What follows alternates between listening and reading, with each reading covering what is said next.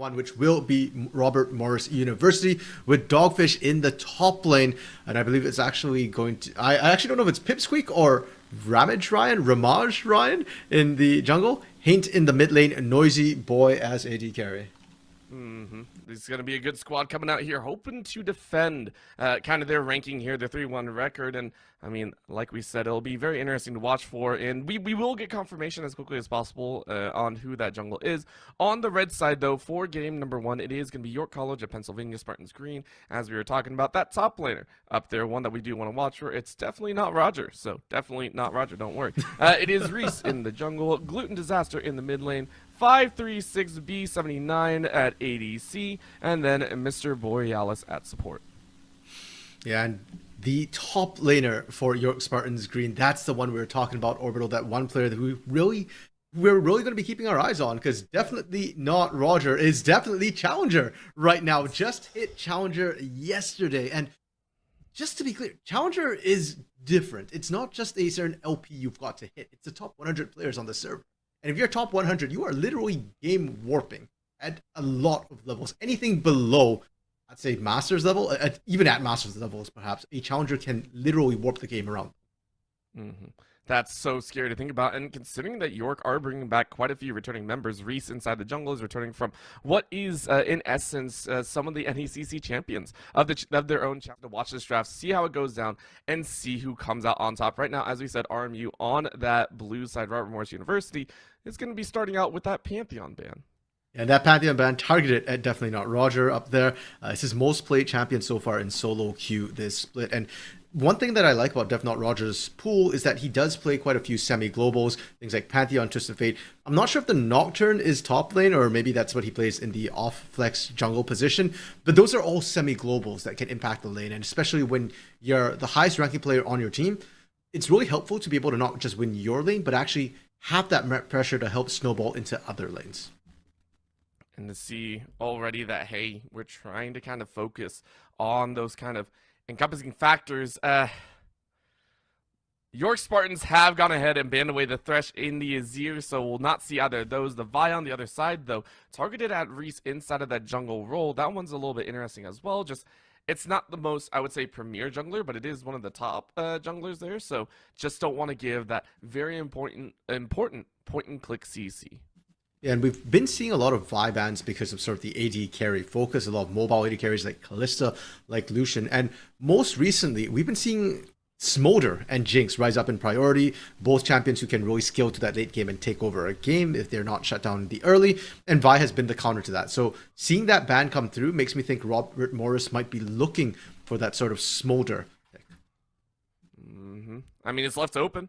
Why not? It is fully left open as well, as this is Twitch and Senna. And surprisingly enough, I have seen Twitch a little bit. It's not been excessive, obviously, but it does feel like it's very targeted at Noisy Boy, just saying, yo, we know the Twitch can come out. It can cause a lot of hyperscaling issues. So we want to go ahead, just ban that one away. Don't want to deal with it. Let's go with the Try and Chew meta that's currently available. Robert Morris University got to go ahead and collect their first pick here, and there are plenty, I would say, plenty to choose from. Yeah, York Spartans Green really targeting very specific champions. Champions that they know the players of Robert Morris play a lot of. Whereas I think Robert Morris's bans, the Pantheon aside, a little bit more versatile champions, I think Senna incredibly strong. Now, as we mentioned, there are picks like Smolder available if you do want to first pick that one. But instead, Orbital, it's a Nautilus, which is interesting to me because I think Nautilus is very strong and very versatile. But I do think there are answers to him. Quite a few, actually. Things like the Leona we see already locked in. Things like Braum. Oh my gosh. And okay, yeah, Zach to a lesser extent as well, though that's more like in the team fights. I'm just surprised. It doesn't feel like a prio must pick on B1. Unless you're sitting there saying the ones that we actually want to focus on is going to be that bot lane, right? Like, that would be the only conceivable way that you're actually first picking your support. And not only that, both RMU and York Spartans decided this. Now, the Leona, obviously, an answer is just like, you don't want to give it away, but there are other ones, right? You could pick that in R3 position, so it is surprising. Right now, Robert Morris University got to sit there and go, okay, now we get counterpick in the jungle. We also have to blind pick something else, maybe an ADC, maybe in that mid lane. We don't really want to do top side because, of course, we want to try and get as close to that counterpick as possible.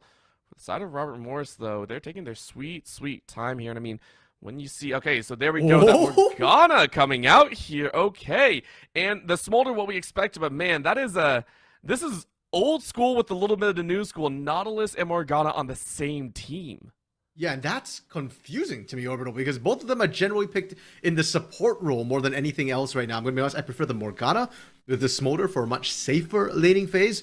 Even if you put the Morgana mid or jungle, you can still have that shield. I'm just very curious, who's going to be flexing out of role? Is it going to be Morgana or is it going to be Nautilus? And for York Spartans, they decide, I don't care if that Morgana is going mid or not. I will still pick this Nico right now. And you look at what they've dropped it already. Leona, Zac, Nico, all really strong AoE engaged champions.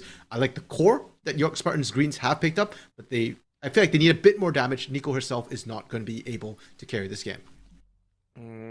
That's where Gluten Disaster is like, yo, you haven't seen my disaster yet. I wreck games pretty easily. I don't know if that's actually being said because we have to wait and see.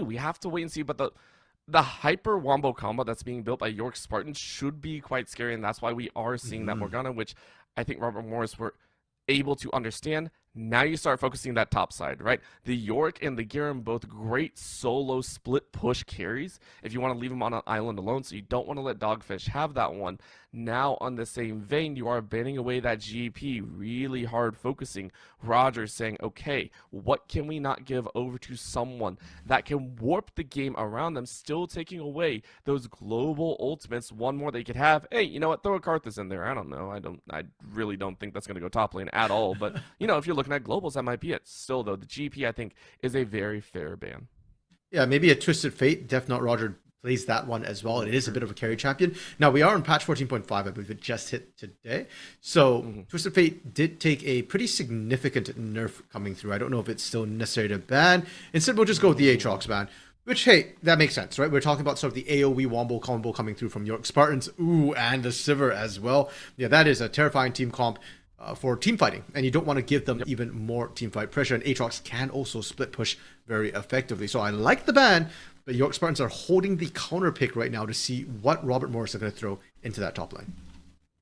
Which, I mean, they're fair to do. And already in that notice, if we're talking about Def Not Roger playing kind of that solo style with a global ultimate on top, I love the 4-piece combination that York Spartans have actually built right now, right? You look at the Leona, you look at the Zac, you look at this Nico and the Sivir. All of this can very easily run down a 5-man squad. I think that is a great building piece that York Spartans have built. This is why they're considered one of the strongest here in this Challengers division. Now for Robert Morris University, you gotta figure out a way to kind of counteract this. And I mean, the Morgana and the Nautilus still scream to me that you need a little bit more oomph behind it. A great way to deny engage, though, is that Talia. Obviously, you can't really go for the Poppy. That one's its own little scary counterpart, but it is going to be a lock-in of the Ornn behind. Ooh. So, decent amount of disengage, really helping that late game with the ornaments if you so wish, but this is the problem, of course. The Camille coming out, which can be a bully against the Ornn.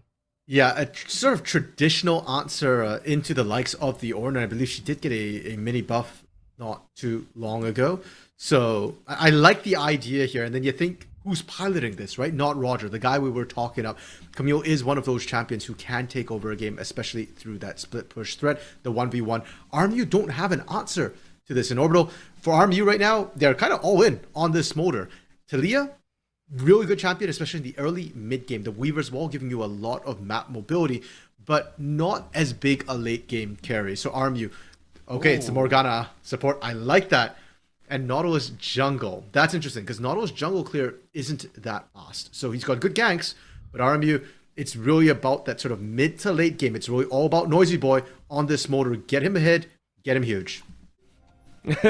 It's one of those that you look at it on paper and you're just like, one team's currently weighing down that scale pretty heavily and just in general there. So I really, really enjoyed it. Of course, the scale doesn't tell everything. It can tell us maybe the early status of the game, but it really is down to the players to decide who comes out on top. We are into game number 1 of the first series of the evening here at the NECC. We are getting into things with RMU and York College, and I'm excited to see what comes out. Already the battle lines are being drawn.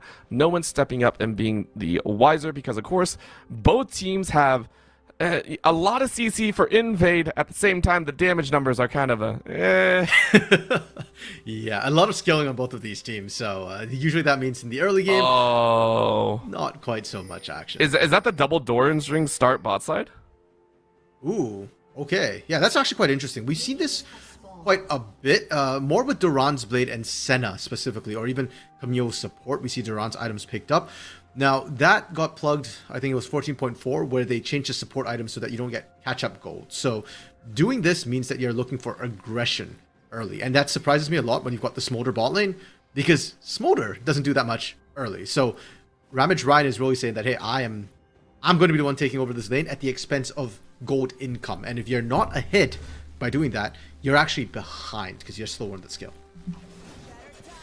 It's... At least for me, it's something that I'm just sitting there going, man, this is going to be interesting. Like you said, you kind of laid it out that for Ryan, it really is that we got to kind of win, right? Like that is what we got to do. Pipsqueak says, hey, we're going to try and stay ahead. We're going to try and stay in the lead. And if we don't get that by damage numbers, we're actually going to be in a lot of trouble. So this even puts more focus to me. Hey, Pipsqueak, actually, I mistook that. I do apologize. Pipsqueak is actually going to be looking to join in on that bottom side as much as possible. Try and hone in with that Nautilus as quickly as you can to get that Sivir and Leona behind. Yeah, and we are seeing Pipsqueak start on that top side of the map, so probably looking to eventually go down to that bot side to make some action happen. But for the teams Orbital, your Spartans, I think their focus will actually be more on the top side. Because of not Roger up in that lane, how much he can warp the game. I would love to see some early ganks go through. If he gets rolling, he takes over a game. And for RMU, I'd actually prefer to see focus in the mid lane. When I spoke to the team a little bit, their director of esports, Costa, kind of mentioned as well that Haint is a player who is really, really good. And, you know, that is somebody you can kind of play through. He's also on a Talia where he can get the gold around. Ryan taking a ton of damage here. Can flash to safety. That was also very, very gutsy by Ryan, right? That was a step up. No Black Shield said, hey, I'm just going to throw down the damage. And now you kind of leave yourself exposed. A final boomerang is going to finish it off as both supports trade their lives. However, the kill goes Ryan's way. So honestly, it's a big dub for the side of this Sivir. However, Sivir, one more Q can do it. And auto attack is going to be enough. Noisy Boy collecting in a kill and assist and a wave to boot. Okay, first blood going the way of, or actually first blood went the way of York, didn't it? Yep. Okay, I was going to say, the Duran's ring paid for itself.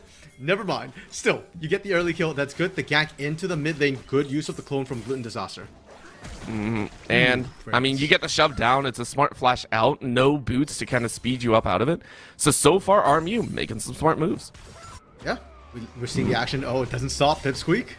Yeah, Pipsqueak, though, getting chunked out, and this is the other side of it, right? You gank the mid lane, now you have to burn Flash, and honestly, I would call that a win for York. Pipsqueak, again, you have CC, but you don't have the damage, so you're kind of forced in this situation where you can't do too much. Reese coming out, I would say, the victor, at least in the jungle route. Bot side, though, I don't know which one you want to focus on, RNC. There was a decent amount that happened right there. Yeah, just a lot of action happening right there. Let's talk about the jungle a little bit, because Reese, not only did he win out sort of that jungle trade, and that gets him the Scuttle, which is quite a bit of XP as well as vision control for that bot side, that safety for Sky and Mr. Borealis. But we mentioned before, Nautilus slow clear. So the fact that Reese is accelerated is ahead is likely to continue. And unfortunately for Pipsqueak, you didn't find the gank mid. And with the Nautilus jungle, if you can't find those ganks, you will continue to fall further and further behind. Not just that, you're also sacrificing your clear speed. Take a look at the items that Pipsqueak actually picked up, right? It's aiming for Merc Treads, which is not clear speed, right? You're not going into any of the armor sets or anything like that.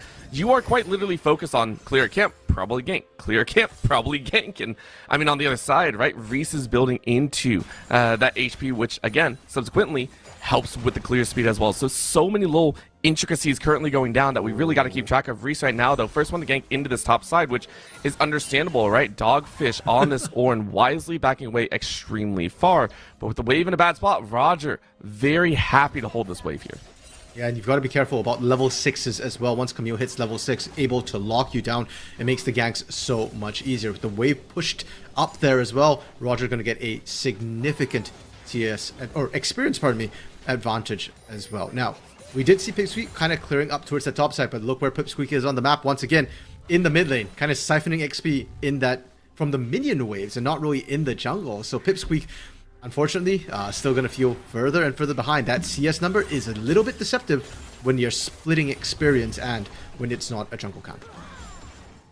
Surprisingly enough, though, Reese at the same time said, all right, I can take a little bit of time off from that wave. Instead, I'm actually going to look into those grubs. Go ahead and pick that up for my team. And I think for York, this is the prime reason you're going for it instead of that dragon, right? You have that Camille on the top side. If you get all 5, all of a sudden that Death Knot Roger can just take off and be a monster. But of course, with the help of RMU's mid and bot lane, it is going to be dragon matching timer about 20 seconds afterwards. Pretty nice time. Yeah, and great collapse in coming through from RMU to go for that dragon. I want to highlight too the fact that as much as we're talking up York's top side, right now RMU's bot side and mid lane have been doing a great job. They're actually up CS a little bit. It's not hugely significant, but remember that Haint has been roaming around, leaving lane to go help this out and to move around, had to split XP with Pipsqueak, and in bot lane, that Smolder, that's a ticking time bomb. Sure, Sivir is very, very scary when she gets late as well. She actually out damages even the likes of a Jinx in a team fight. But if she's in range of Smolder and it comes down to a 1v1 in the late game orbital, after that sort of 225 stack moment, I'm trusting that Smolder will win out that 1v1. So Smolder, at least in my books, scale better. That's what we're going to be waiting for, right? Already 47. It's a pretty standard number to watch for. Noisy Boy going to try and be as noisy as possible. And I mean, this is what you expect out of Noisy Boy and Ryan, though, right? You're sitting there saying, we need to see this bot lane really do well. I mean, you opted for the less optimal income anyway, so it feels good. For York, though, are they identifying that Smolder is actually a threat, or are they banking on the fact that, hey, we have a lockdown in this top side? That's where we got to kind of watch for, right? Where are their intricacies lying? Have they identified those same issues? And if they haven't, what is their game plan at the current moment, though? Lane states currently evening out. Bot side, we are seeing the likes of Sky going ahead. I think got a plate. Yeah, able to pick up a plate for himself. Yeah, and for the side of York, I mean, we talk a lot about Nosy Boy doing a lot with this motor and newbie, or not newbie, but newer to the team, not part of that roster that made the NECC Nationals run back in the Emergence Division. But I'm also looking at Ryan, actually, to keep this bot lane safe. Oh, wow. Okay. Can't quite find anybody, and Gluten Disaster taking a bit of poke for try. So this is the other side of double tanks in the jungle. They meet, and if the mid lane or any of the laners don't really work together, it's not really going to do anything, right? Like, they're just like, all right, we met each other, and that's kind of it. So that's the other side of it. As much as we're watching them get close together, I mean, unless the mid lane roams around, you're not going to see that much action. Hey, at least the mid laner saw action. Look at those health bars. Yeah, right? Haint and Gluten Disaster. That's true. Was so incredibly low, and even now, Haint is just hammering Reese. Wow. And I say that as Hank gets a freebie under the tower, even got the flash out of Reese. That worked ground as well as that shove, surprising Reese to heck. Yeah, and unfortunately, Reese too, passive got popped and still went down because you were undeterred. Yep. A little bit painful for York, will set them behind, and the one who's probably going to regret that most is Gluten Disaster right now, picking up like the kill credit on that one. Nosy Boy, though, dancing right at the edge of turret and pumping out the poke right now. You love to see it. Smolder being played early, that's a nice look to have. And that's what they planned for, right? So far, honestly, you talked about it, the bot and mid lane going well for RMU's side. It's going better and better. And finally, we are seeing what is going to be that first gank on the bot side. Reese looking for a chance, jumps in. That's going to be the binding missing, and instead, no black shield available. So you are just going to try and kill Ryan as quickly as possible. However, you lived for quite a long time. You got the chain off, so Noisy Boy is safe. Perfectly fine to continue. That's... Gluten Disaster tried to have a bit of fun, but when you watch a Nico turn into, I think it was a caster minion, I don't think Noisy Boy was ever so close to being deceived. That's going to be Haint, though. I don't think spotted, and so Gluten Disaster walks right into a trap, able to dodge out against that shove, and is now just going to walk away. Both mid laners willing to trade about 30% of their HP bars. Yeah, and the fact that Gluten Disaster actually had the Pop Blossom ready makes me a little bit worried for Haint in that trade, able to kind of survive, though, and Reese didn't want to commit for that. But overall, that kind of shows you that this Nico is still in a very strong position, at least in the 1v1. For me, if Haint wants to snowball that lead, that kill that they got earlier, then Haint should be looking for the Weaver's Wall into the side lanes. And I think that bot side, sure, you just lost that, but that was a gank. Imagine if Heat is the one ganking down there, getting Snozy Boy further ahead. I mean, you just burned all summoners as well. If there was a time to see that Weaver as well, if there was a time to see Pipsqueak, who, again, is building more for that gank rooting, were to go down there, this would be it, right? If you want to kind of push this game a little bit further forward. At the current moment, though, Grubs are up, which means Reese is going to be hanging up to that top side, and Dragon will be up in about 30 seconds. Haint, though, going to get some assistance, holding their own in the mid lane. Everyone actually converging here as the support and Brain jungle. Pipsqueak is Nautilus jungle. I can't get used to that. Right now, though, Reese getting run away from those 3 Grubs. And because Gluten is on the wrong side of that map, it looks like it's actually going to be taken. RMU allowed to deny 5 Grubs. Of course, it's still yet to be seen. They're going to try and jump in. That's going to be a leap out. And down goes 1 Grub. Reese gets bound out on the back end. But Pipsqueak now a little bit slow. Flash in. Double knockout with the Pop Blossom. That's the fight we were waiting for. York able to find 2 in the blink of an eye and are going to look to continue. However, that is highly discouraged because the Grubs are that much more important. And solo. Oh my gosh. Found Sky in the 1v1. The Smolder just soloed out this Sivir. It's already happening overall. It's not going to get better for this AD carry matchup. 2 of the Void Grubs go the way of York, and they will secure themselves 5s. There will be Void Mites available for them. But overall, let's talk a bit more about how that fight broke down. Because first of all, huge props to Ryan Ramachandran getting the binding on Reese mid-jump. That was potentially what allowed them to salvage the situation and get 2 people out. But York started those Void Grubs knowing full well they saw the rotation of RMU through the mid lane with the minions, but they want a team fight. That is the team fighting composition, whereas we sit for RMU, you guys are looking for the Smolder scale. If Smolder is not there, RMU is lacking quite a lot of the damage they need to carry through those fights. So great play from York, kind of playing exactly to a win con, taking the round trip, trying to catch as many people as possible, and getting themselves back in terms of kills. Yeah, but quickly, you touched on it, right? That bot side, Noisy, is starting to become very noisy, and so leading into this Dragon, that's what we get to watch for. Noisy Boy already on that Essence Reaver can be a big part of why RMU are allowed to take this almost uncontested. Well, I don't know if it will be uncontested or really. Right. You can see York's still looking for it right now. Pop Blossom's still not quite available, so they're not exactly. Wow. Yeah, they're not in the power pocket, but RMU has to be so careful about how they approach. The second Drake still does a significant amount of damage if you don't have a true tank there. Now Pop Blossom is up. York got vision while that was happening. They know Dragon's been started. We'll see what they can look for. That's going to be the binding down. They know they have a small window, but I mean, it's Cloud, right? Do you really want to sacrifice your life for it? Not really. Neither for a Mountain, as that's going to be our soul to play for here. It is going to be 2 Dragons to RMU to start. And it is going to be 5 Grubs to the side of York, though, so different reasons to fight. And the soul will be a different reason altogether. Right now, inside of the pocket, though, Sky, Alpha Guard saying, maybe I can get something, but nothing happening. So Ryan and Noisy Boy, happy to chill out in the bot lane once again.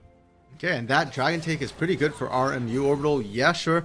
The Cloud single isn't that important, but they are just looking to stack towards that soul. And now RMU got both those early Dragons. The big question is, what can York find in exchange, right?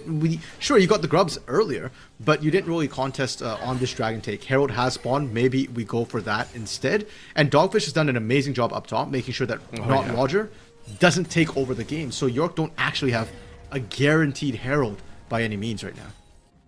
I mean, we got to give a lot more credit over to Dogfish, right? Runs cross-country for Uni and a standout player that is new to the team. I mean, doing a fantastic job here against someone that we honed in as one of the main kind of linchpins for this team. So RMU, just about everything kind of working in their way. Their late game condition still looking pretty dang strong as well. Like, everything in the early game outside of, the Grubs fight, I think is well within what they wanted.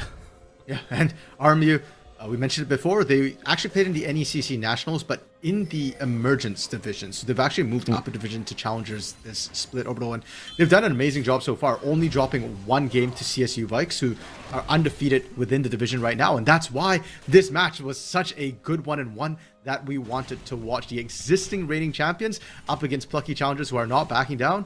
Huge play from them.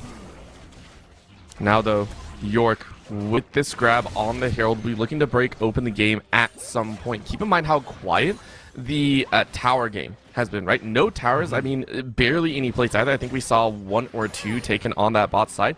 Top side has barely been touched, but that should actually change up as Reese, after grabbing that Herald, is going to look towards this top side. Dogfish is well within kill threat range if you can layer down the damage, and that's just about every ability used. So now no knockup available. You are pretty much good to go. Slam against the wall into a follow-up, and that's the Hextech ultimate. Easy dodge. Definitely Roger has played that one too many times. In comes the wall a little bit late, though. Hank going to try and do some work, but misses just about everything. The final shards land, but Hank, nothing able to be done except just about clear that wave. Reese, though, Reese needs to get away as soon as possible. There we go.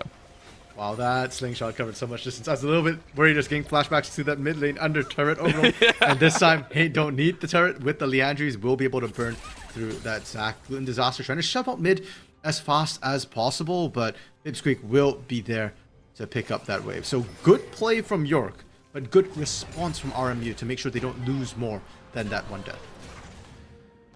And at this point, I gotta ask you, considering how quiet this game has been, and I know, you know, some people are like, yo, 9 kills isn't that quiet. To me, it feels quiet with how they kind of been teasing. Oh, I can't even talk about that because Reese is joining in. Maybe it's not so quiet as I thought. That's going to be the solo filler coming down there. And again, with Noisy Boy getting away, might as well just focus that one champion. But Ryan able to get away as well. So a lot of what York are wanting to do is just not working. They're not willing to full commit. So to me, RMC, I got to ask, are both teams actually willing to play towards that 30-40 minute mark? I think they were looking for action now, Orbital, and yeah, okay. The re-engage. I wasn't expecting this. It's going to be a jump in. However, they're low HP, and Poopsqueak is around the side. An easy depth charge brings death to the bot lane. Topside tower goes down, but RMU say we care more about killing your teammates. TP coming in to try and save Reese, but guess who's here? Hank ready to follow up. That's going to be another drag, and that's another catch. Easy! Tower goes down. Pop Blossom is there. That's a TPM from Gluten, actually, but it doesn't work. And now with no spell shield, RMU decimate the bot lane. Huge play from them, and Noisy Boy, did you see the feet on that tiny little dragon Orbital? Because he's been moving back and forth, dodging out all the critical skills, baited Reese twice, and because they expended so much trying to catch a smolder and couldn't do it, that's why RMU was kind of able to fire back, win that out, and now Noisy Boy is 4-0-3. This carry is completely online. Honestly, probably going to hit that 225 stack pretty soon as well. Currently, what was that, 177, I think? So, yep. Pretty good clip, should be around the 21, 22 minute mark there. And the good part about that is your items are actually going to reflect even more so, right? Normally we see about a 2 item mark, I think, when we see that 225 hit, right? I think we're sitting normally like a 1.5 to 2 items. You're like, yeah, that's great. This is going to be about a 2.5 to 3, depending on Noisy Boy can keep farming up and be just an absolute catalyst of damage. So I'm really, really interested to see how Noisy Boy actually comes into this. Right now, though, York are trying to find a little extra behind. That solo throw is going to land only on the slow, as Pipsqueak is going to go down here. Caught on the far end, not really sure what's going to go down. Okay, as Ryan actually gets caught out in a dangerous spot. Massive mom called in, but it's only going to catch a Sivir because the main objective is still here. All 5 members of York ready for the dragon. And great catches from Mr. Borealis there. I know solo flare on a single target doesn't sound particularly amazing, but you get the numbers advantage. You're able to continue from there. You catch Ryan as well, and you secure the Drake. Stop the stacking from RMU. York Spartans firing back. And here's the thing. I'm very excited for Noisy Boy. I'm exceptionally excited for the Smolder to come online and be this beast. If there is one way to shut down a Smolder, it's to layer CC upon CC on top and just like not care in the world. Yes, you have a Black Shield. Is that going to be enough? Only time will tell, but Black Shield only going to block so much before the AP ratios just cut it out completely. So I'm very interested to see if the Black Shield and the positioning of Noisy Boy can be enough to ensure this massacre for RMU stays alive, or if York are going to be able to kind of almost brute force their way to that carry. Oh, it's worked so far. Noisy Boy, or 0-3, has yet to die, and yeah, a lot of props to this bot lane duo and how they've been able to navigate these fights. Now, there is still an answer from the side of York, even if you can't quite land the CC through everybody, and that is definitely not Roger with this Camille. You can just jump the back line, and a lot of gold has been invested in this challenger top laner. So the reason why fights have been looking very RMU favored right up to those picks is because of the gold distribution. RMU, it's on their carries, perfect distribution on Haint and Noisy Boy. Whereas York Spartans, it's in that split push, it's in that dive threat, and if Def Not Roger isn't with the team, we're not going to see that gold lead materialize for York. Well, what we are going to see is a little bit of a shove. Reese goes ahead and spawns in Twitch chat. His bot lane is going to be annihilated. Haint goes into a haunt and says, I'm a ghost now, because that's a death on the board. Def Not Roger soloing out the enemy mid laner. Oh, Nosy Boy might be in trouble. We're seeing the flank wrap round from Gluten Disaster here. Easy one over the wall into the ghost as Dogfish takes out topside, so it's a little bit of split action, but the rest of RMU wondering exactly what's going to go down here. A drag in as Pipsqueak is going to have the black shield on him. Bomb called in, and now Death Charge behind. Lands the pop, Blossom only catch the tank because of that. Reese can get into the back line. Team fight from York. The collapse in is massive as Pipsqueak can't get out. Squeaks out of death, and York take 4 with ease. The pop blossom, bro, it just barely tagged Noisy Boy with all the CC that was coming down, and fair enough, you said one way to deal with the smolder, layer on the CC. York certainly did that. Now, that was a numbers disadvantage for RMU on that fight. York win it instantly. Look to snowball. Not only are they taking Baron, Def Not Roger has rotated mid and will still find that tier 2 turret. I would like to point out of the 5 towers that York had, it's only one that was taken without Roger, which I think was that outer mid. Baron, though, being finished out, it got very, very low. You can see the rest of the members of York like, oh god, please don't die, but they're fine, right? Baron on 5, and York look solid. Now, of course, looking at that smolder, it's still online, right? The execute is very much available. But it's starting to come down to those micro mechanics, which, for me, I'm very excited to watch.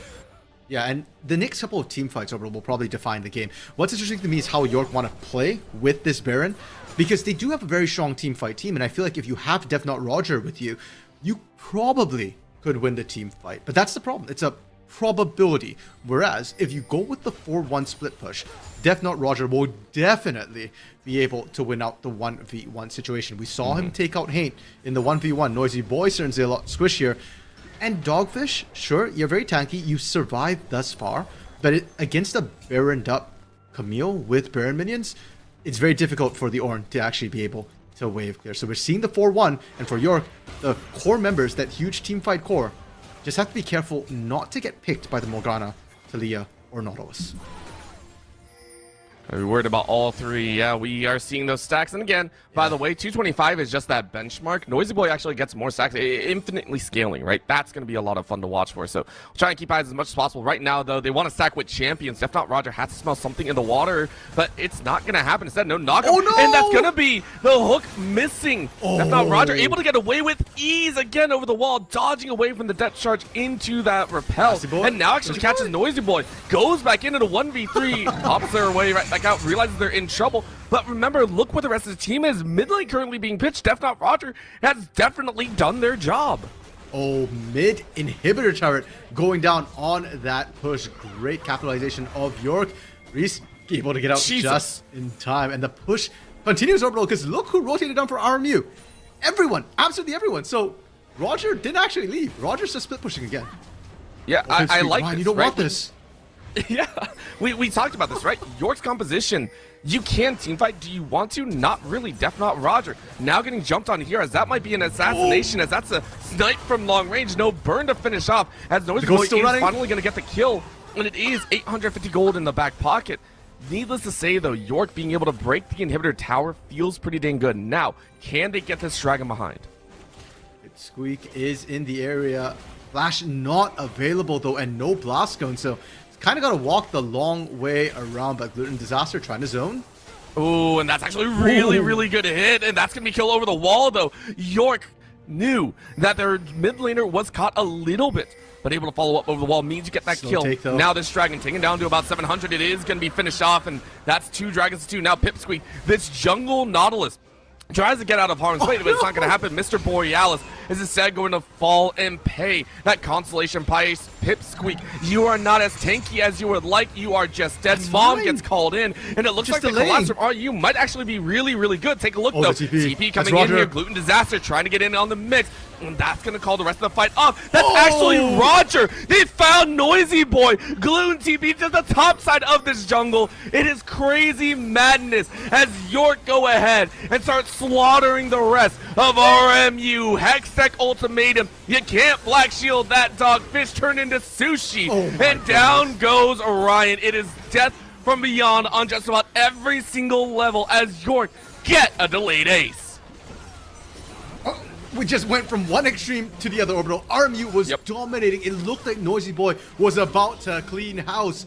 But Roger, who had been taken down, respawned. Beautiful double teleport from York to be able to capitalize. And we just went towards a potential game-winning state. If Hane goes down here, Noisy Boy, 5 seconds. They have minions.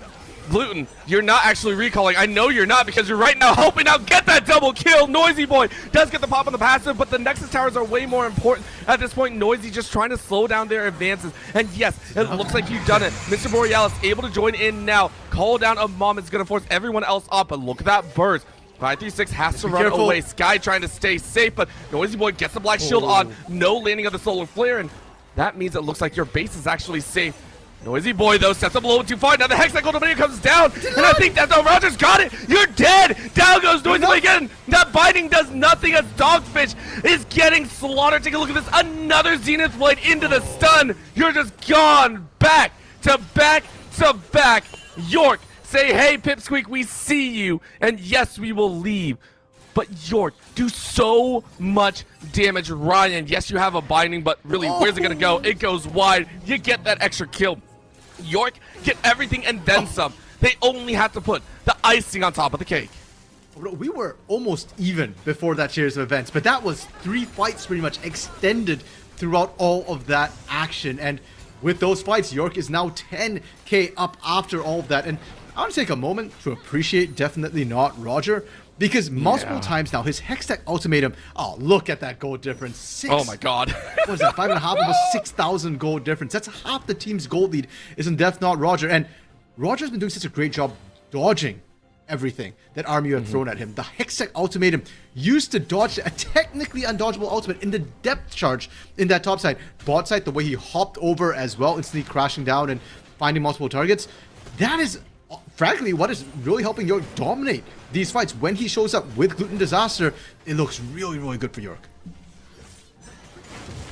I give so much credit to the early game. RMU made it look pretty dang good, but this mid to late has been all York of anything. They have not granted. After the first two, I think Dragons, as well as that one Grub, they have not given a single global objective over. I would just like to point that out. This next Baron that they're having, they've gotten so much value out of the first one. The second one should be just as much. It's even going to draw in what could be the end of the game because Roger's coming over the wall. Easy catch onto a non-black shielded target. Noisy just goes down. Pop Blossom is going to land, but it doesn't freaking matter. Pipsqueak misses on that hook, and now the chase down inside of the jungle will come. Pipsqueak getting junked out. Dogfish tries to jump in, but you are an Orin that only has a little bit of HP, and you are melted beyond belief. This looks like it's GG as RMU say GG. Hey, here's the next one to fall, and it is an ace for the side of York College. The crowning capstone to what has been an epic, nigh perfect late game coming through from York right there overall. You get Baron, you get an ace, and you get the Nexus, and my goodness. Well, jungle, but it feels like if you're throwing everything that way, then you kind of still have to worry as well about the likes of Gluten Disaster, who had some really strong team fight performances on that Pop Blossom. Well, here's the thing, RMU did the thing that I think you were asking them not to do earlier. They're still on blue side. And not only that, they're now banning away Reese's Zac, which I do agree with. Reese didn't look amazing in the early game on the Zac, but it did have a lot of impact in the mid to late. It's curious that they are focusing there. Keep in mind, Pipsqueak's still in that jungle role as well. We'll have to watch and see if that Nautilus for some reason comes out here. But for York, they can kind of tango with the best. If they want to ban out Smolder, which would not be unreasonable on the red side, they could do so. Yeah, or you could pick it yourself for Sky, right? I'm sure Sky has probably played a couple of games of Smolder just to get used to that champion since it is so incredibly strong in the current meta. Now, The Zac ban does surprise me, Orbital. I would have thought it'd be more Camille focused. And again, in the jungle right now, there are quite a few champions who have strong engage. Zac probably has the longest engage for the team. But if we're looking at something like Leona, oh, there we go, there's the Camille ban, or Mr. Borealis again, I think the range from that solo flare is good enough. You don't necessarily need that Zac. You could go with something like the Sejuani, like we were talking about earlier, or heck, even a Wukong to follow up on something like a solo flare. Yeah. Going ahead and keeping it that same York Spartans, though. 3 same bans, Thresh, Azir, and Twitch. TAT. Don't want to deal with any of those. And it's a pretty fair, rounded set of bans. But Robert Morris dropping 2 in this instance. Remember, it was originally a hard focus into that top side. I think one of them was Aatrox, except that was in round 2 of the bans, I think, for RMU. So we'll see if that comes out again. Of course, for right now, last time, Pipsqueak got a blind pick Nautilus that was, I think, supposedly supposed to be a flex. We'll see if that's going to be here again. If not, it's going to be its own thing, right? Yeah, and I'm going to be honest, I would not like to see that Nautilus first pick come through again for RMU, even with the potential for a flex. I think we've already seen that it doesn't work in the jungle against the York Spartans. I'd much rather see a meta high priority champion. I mean, we already discussed that, hey, if you want sort of that jungle, you can go with the Maokai, or you can go with the Sejuani. Heck, you can go with the Rel. That's another really good flex pick in the current meta, but we're just kind of sitting on this right now, waiting for Robert Morris. And actually, while we've got a bit of time, I did say that I prefer RMU to be on red side, because then you take away Roger's ability to counterpick. But if you are going to be blue side for RMU, I don't want to see you kind of run the same strategy back too closely, even if it didn't work out too well. I would much rather see them kind of go something completely different and throw off York Spartans draft. I mean, that's what we're hoping to see. Of course, we do appreciate you kind of sticking with us here. Dogfish is really taking their time swimming upstream, and they're just like, yo, I really got to think about this pick. It is taking time. Listen, as a cross-country runner, you got to take your time with this. You got to pace yourself, right? Especially in the draft. It's a marathon, not a sprint. Yeah, I did not learn that fact when I tried running. I was not good at running any sort of event. But I gotta sit here and agree. Like Robert Morris, I'm sitting here and looking at their blue side. I'm sitting there going, I wonder what's really gonna happen. And this is an interesting first pickup, I should say. Yeah, I actually really like it. The Ivern. Ooh. Yeah, because, okay, it's kind of weird in that I'm not a fan of Ivern as a champion specifically, but I think if you're going to run a jungle like Nautilus, I think the Ivern would do better in terms of what you're looking to do. It's not the hook, but it allows your team to choose when to engage. You've got shields as well, or Noisy Boy, and I assume that Noisy Boy is likely to play a hyper carry based on what we saw last game as well. And you've got an extra body like Daisy to be able to help out as well. So I don't know if it's necessarily the B1 I was looking for, but I like it a lot more than that Nautilus jungle we saw last game. Well, you know, York Spartan's still going for pretty heavy-handed here. The Senna being locked in behind the Nocturne, so much higher priority for Reese. Still that go-in type of vibe, but much less tankiness behind it. And that, to me, I see a Nocturne right now in the current meta Orbital, and I'm thinking Orianna is going to get slammed in for York as well, potentially on that R3. Okay, not quite the hyper carry I was thinking of. Still, a very good style AD carry for a very mechanical player. Ezreal, very independent, doesn't rely on the team. And again, this was banned last game. So, Dogfish is going to get his hands on it this time. You know what? I respect it. Dogfish, I respect this so much. You know it's going to be a hard matchup anyway.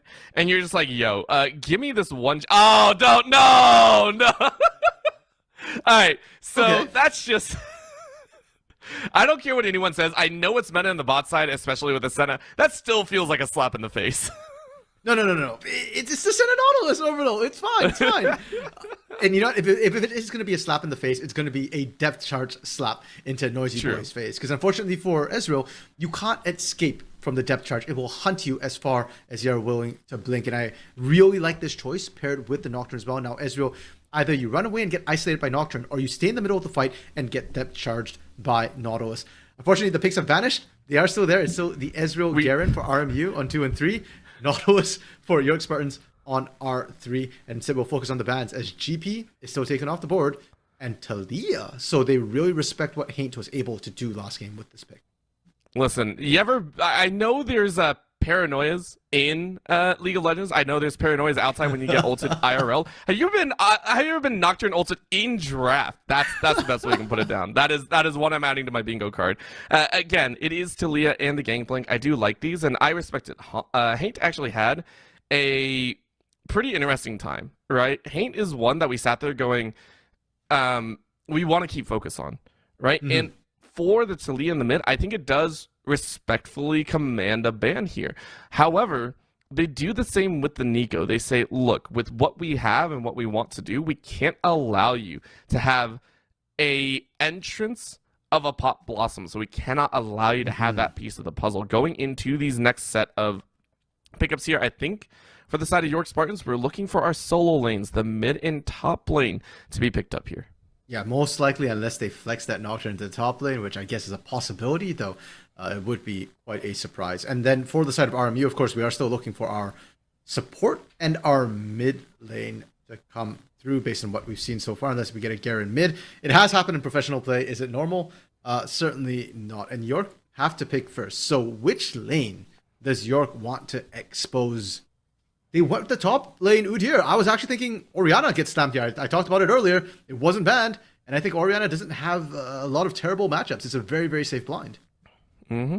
Of course, it's a nice blind, but do you really have to, right? And I think in this instance, I do agree. Give Gluten the best of the best options that you can. The Cassiopeia blind. Ooh. That one is also quite interesting. I have not seen a Cassiopeia in quite some time. Very mana hungry. Of course, they did buff, I think, some of the mana cost items, or the mana giving items. So it's not in a terrible spot. Still leads into that ramping up, but this is also a lot more damage than RMU were able to draft in game number 1, I think. This is going to be a vastly different game number 2. Yeah, I like it a lot. Haint, unfortunately, on the Talia, you're a very spell-based champion, so you got to wait for cooldowns. Whereas Cassiopeia, a much more sustained damage mage to come through. Now, I accidentally said Orianna because I'm expecting the Orianna from York here. Surely we've got that, right? Okay. Oh, okay. On that. Yeah, I mean, Orianna Nocturne combo is still incredibly strong to come through from the York side of things, and you can hunt down targets. But now you've got to decide which target you want to go on, because if you go on the Ezreal, you take out Noisy Boy, Haint can still carry the fight. So I really like that Cassio pick that way. And Dogfish is still going to run in your back line. York Spartans don't actually have a lot of ways to deal with this rushing Garen, and if Dogfish gets ahead, which, hey, it's a tough lane against Roger, it's a tough lane against Udyr, but if somehow the ganks come through, somehow Dogfish gets ahead, York Spartans are going to struggle to deal with this Garen. There, RMC, we are into game number 2. Taking a look at these defining moments, do you still think York have the upper hand, even though it's a little bit harder? Do you think RMU have what it takes to come out on top here? What do you think? Ooh, Orbital, my head's telling me that Challenger is still really scary up top, but my heart's telling me RMU. I want to see them pick up a win. I want this to go the full distance, because game 1 was really competitive. Can we make the entire series very competitive? Let's hope they can. Okay, Heart in one place, Brain in another, and all around, hopefully, a good time. This is going to be another 5-point setup, just as always. And you were talking about one of the differences being those Dorans coming out here on the bot side, especially with the Senna pairing. In this case, it is not going to be that double Doran setup on either side, because you have a Nautilus. Why would you? It is just going to be a little bit of safety. Actually, this is really interesting, Orbital, that you mentioned that, because Sky is not running the support item. Mr. Borealis is. So this is not the fasting Senna that we're used to seeing paired with a Nautilus. This is the farming Senna. And the power spike's a little bit different, because now you kind of spike, it feels like a little bit faster in a way, because you get the gold to actually buy items as Senna, but you don't stack up the souls as much. And your Nautilus is not going to be as tanky as we initially expected. So I feel like York, they've kind of gone, okay, we're not going to beat a skill in Cassiopeia and Ezreal. We pivot. We're going more for that mid-game spike. That'll be kind of fun to watch for. That'll also synergize pretty well with Reese and Gluten Disaster at the current moment, though. It's quiet on all fronts, right? Dogfish also. By the way, that skin on Karen is one of the best. I love the fact that you get to play with the dog as your dance animation. That is, they did very well with that skin selection. Of course, it is just a trade, a friendly happening of top laners, because, I mean, the top lane's going to do its own thing. Of course, I think Def Not Roger said otherwise, because I'm actually looking at the HP bars. Dogfish already lost a quarter of HP. That feels bad. So I guess you're more of a dog guy, Orbital, because I personally like the Dog King, God King, pardon, not Dog King, God King Darius skin. Oh, okay. Nice I actually really like cats, so that's the other side of it. Oh my gosh, but I also like death, because I don't know what's happening, RMC. Like we're expecting scaling. I didn't expect this level of power coming out with the level 2, but it is level 2 Leona and Ezreal, so. True, and I didn't expect the Ezreal either to really have kill threat this early on, but we saw last game already, right? Ramage, Ryan, and Noisy Boy. This is a very aggressive bot lane. They did it on Smolder. Why did I expect anything else on this Ezreal? And I'm going to put a lot of props onto this Leona for finding that quick snap engage when you hit that level 2, push that quick XP advantage. Keep in mind, this is also the same Ryan that decided at level 2 on a Morgana was going to try and go face first and ended up, I think, dropping down to about 10%. So not unknown to being willing to kind of take that risky bet. And you can see Mr. Borealis didn't even use Flash, so it was a surprise factor. It was just a catch and just very well played. So keeping eyes on that factor, we are seeing trades come out in both directions. Mid lane, the mid laners are not exactly as damaged as before, Haint being able to sustain up, but Pipsqueak visiting that mid lane early to try and get control over this Scuttle. And I appreciate that Gluten Disaster is playing a little bit safer right now. You don't want to overshove the lane. Both Cassiopeia and Orianna are somewhat vulnerable to ganks despite all the changes they made to the safety and sort of how far the bushes were. Yep, good take from Pipsqueak there as well. And if you're the side of York right now, you're not banking on jungle pressure to get you out of any situation. So if you are going to push out, like bot lane, shove it all the way, get the bounce back, and try and make sure that you don't get ganked before Reese hits 6. I mean, Reese isn't level 6, but level 4 is enough. Haint going to go ahead and try and run away. That's going to be the fear going down, but you're already under tower. Pipsqueak coming in to get a little bit of fun as well, and I don't know how far they actually want to go. Another Q comes out, but look at the poison drop. The double damage is going to be there. One more Q E would do it, but Haint ran out of mana, so Reese is allowed to live. Bold choice from RNU to actually go in on that one. I was thinking for a second that Reese could maybe turn it around, flash in, and find first blood onto Haint. We see the rotate up as well from Ramage Ryan, because hey, why not Sky and Mr. Borealis both had to base. Now Roger. Okay, that's the thing with Ivern. It's actually really hard to beat him at a camp when he's got that smite up and available. You kind of just have to watch as he takes it. So I appreciate the thought, Roger. Or definitely not Roger, but definitely not working this time. I like how we keep referring as definitely not Roger, and we just assume, yeah, this is like one of those moments where it's like definitely not Blitzcrank. It's definitely not, no, it's Roger at that point. I'm sorry. At the current moment, though, I do agree this is very fun to watch. Pipsqueak is going to have major control over those jungle objectives, and that's why we are seeing about a 2 camp to 3 camp lead for this Ivern. Already level 4, probably partway to level 5, but that does mean that Reese is going to try and look for value elsewhere, looking on the spot side, but it's an Ezreal Leona. You're not really going to have that much except saying, I'm here, try not to engage again. Yeah, I mean, if Ryan engages, maybe you can find it. And for me, I'm expecting Ryan to just kind of power farm as much as possible to be able to hit that 6 and then actually for the dive, soloing out the dragon right now. Armu have no idea, but they are on perfect timing. They are just at Grubs right now. We're just going to see the traditional dragon Grubs trade. I think it was actually spotted out as well. I mean, you see Reese go down, and then now you see your bot lane move up. You should have a good idea, right? Like, at this point, fair. York are like, we know we're spotted out. Of course, it is going to be Pipsqueak on the other side. We're seeing how long it takes, but, ooh! Okay, so this is the upside. Again, Death Knot Roger, who we have not talked about that much, this time has a much larger CS lead, so that's why you're challenging. Right now, inside of this Dragon side as well, Reese is getting into a dire straits, and it looks like you're actually going to pay your life. No one else is really coming around, and they're a little bit late to the party as well. Reese is already down, and now a convergence inside of the pit might be different. Gluten says, hey, we're a little bit of help. Heal comes out, and now that's going to be the petrifying gaze, but it doesn't do enough as Sky is able to get the kill. How far can he run away, though? Noisy picks up a second. No, that's actually going to be Haint with a kill and a death, and because of that, the Grubs were only one was taken, but Dragon still secured by York. I'm not even going to try and math out who won that one, Orbital. As you said, it's Grubs and 2 kills versus Dragon and 1. And what's more important to me is where those kills went. Because for RMU, 1 went to Haint, the other, I'm not sure if it went to Noisy Boy or Ramage Ryan. It did go to Noisy. Another might, though. Another might go the way of Noisy. Another might go the way of Noisy. As Sky is being brought to the ground underneath the tower. Cheesy as cheesy gets. I love this ball lane. Orbital Army's ball lane. I mean, who expects it, right? Like, literally, we just fought at the dragon. Usually, teams are resetting to get better timings to get back to lane. If you don't, you might fall behind.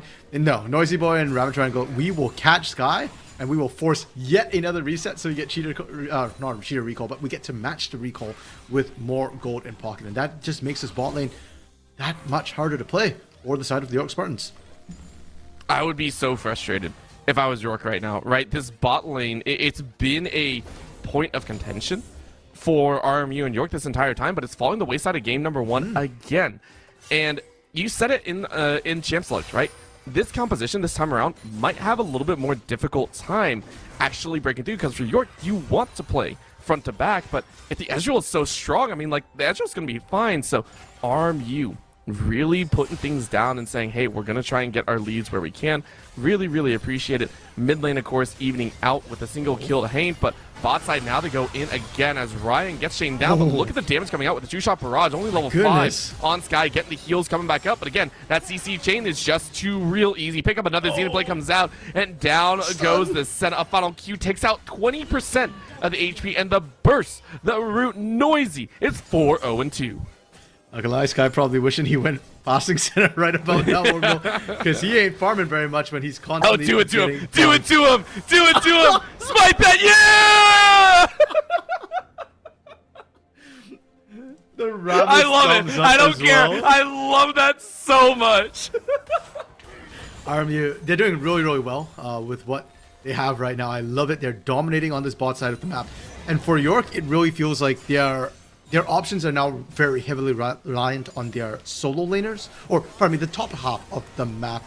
Reese, and it's just hammering away at this Leona. She has no flash. Oh, but they're scared of Noisy Boy. Yeah, Noisy is just a bit too strong. And Reese, that was actually just an answer to Pipsqueak, right? Pipsqueak walking in and just taking that life, or that blue buff. It makes you upset. Reese is a little bit pissed off. So I think that's fair. Reese still level 6 though, so they could potentially look for this paranoia.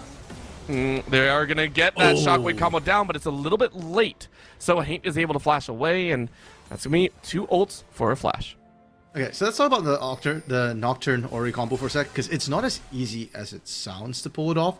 A lot of times, Nocturne's coming from a great distance away, so you have to put the ball on him either mid-flight or it has to be a short dash, and you actually want to shockwave before you reach the end of the target, because there is a wind-up animation on that. So to get it perfect is really, really, really hard, and usually what ends up happening is you shockwave after Nocturne arrives. There's a small window, and huge props to Haint for finding that window and flashing out to safety. Burning that combo means every lane is safe for the duration of that cooldown.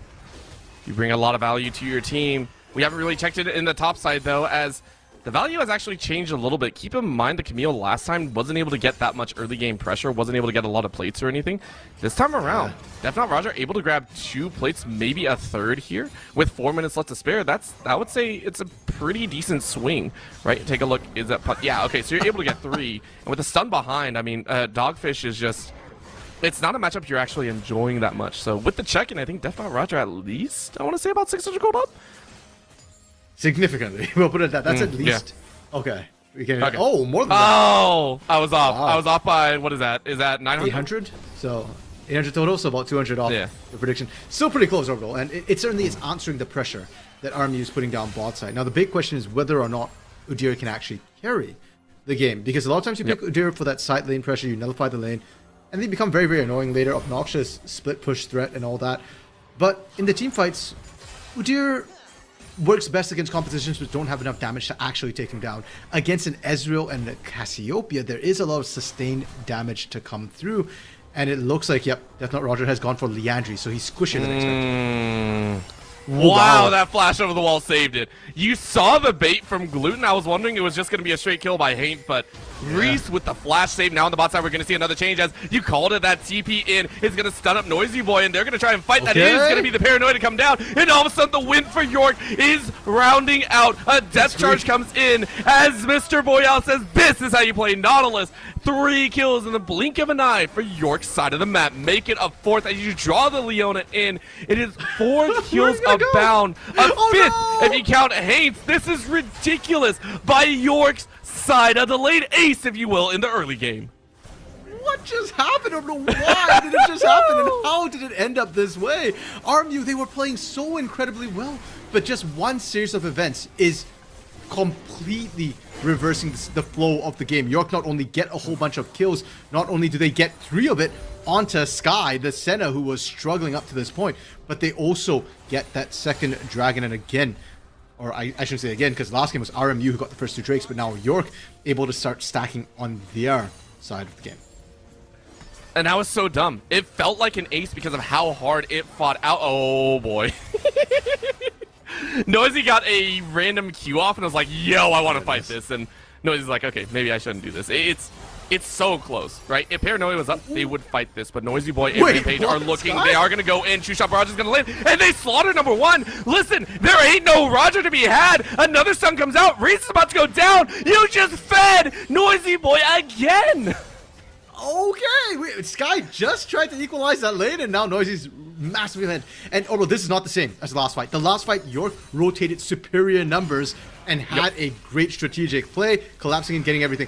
This was just Noisy Boy and Ramage Ryan straight 2v3, and they'll get first turret for it. And I've just got a question. Sky stepping up there. It's not just about dodging Zenith Blade. That auto attack from a Leona, the stun is on Shield of Daybreak. That is an auto. You cannot step up to a Leona like that. It's just wrong. And one of the things as well, you talked about the superior numbers, right? Dogfish on the top side now has the ability to try and break away from that stance. Yes, you were getting pinned down by this Udyr. But this is the other side of it. We're seeing a challenge come in here. That is going to be another blinding view as the mid lane is going to fall. However, things are kicking off faster and faster. RMU once again in the spot side. Get another stun. Noisy Boy, you know they're going to win this. It's just a matter of who gets to survive, and that is going to be no one. That is going to be down goes Borealis. Another flash Q in means the Leona finds their mark, and Noisy Boy is on a killing spree at 7-1-4. And Noisy Boy and Ramage Ryan, they're killing this bot lane repeatedly like it's a wave, Orbital. Every minute and a half, they just find another pick onto it. It is snowballing horrifically out of control, and now that's an inner turret, Orbital. If that goes down, it's a gaping hole for York to play through, and the big question becomes, who can handle this hyper-extended lane against Noisy Boy and Ramage Ryan?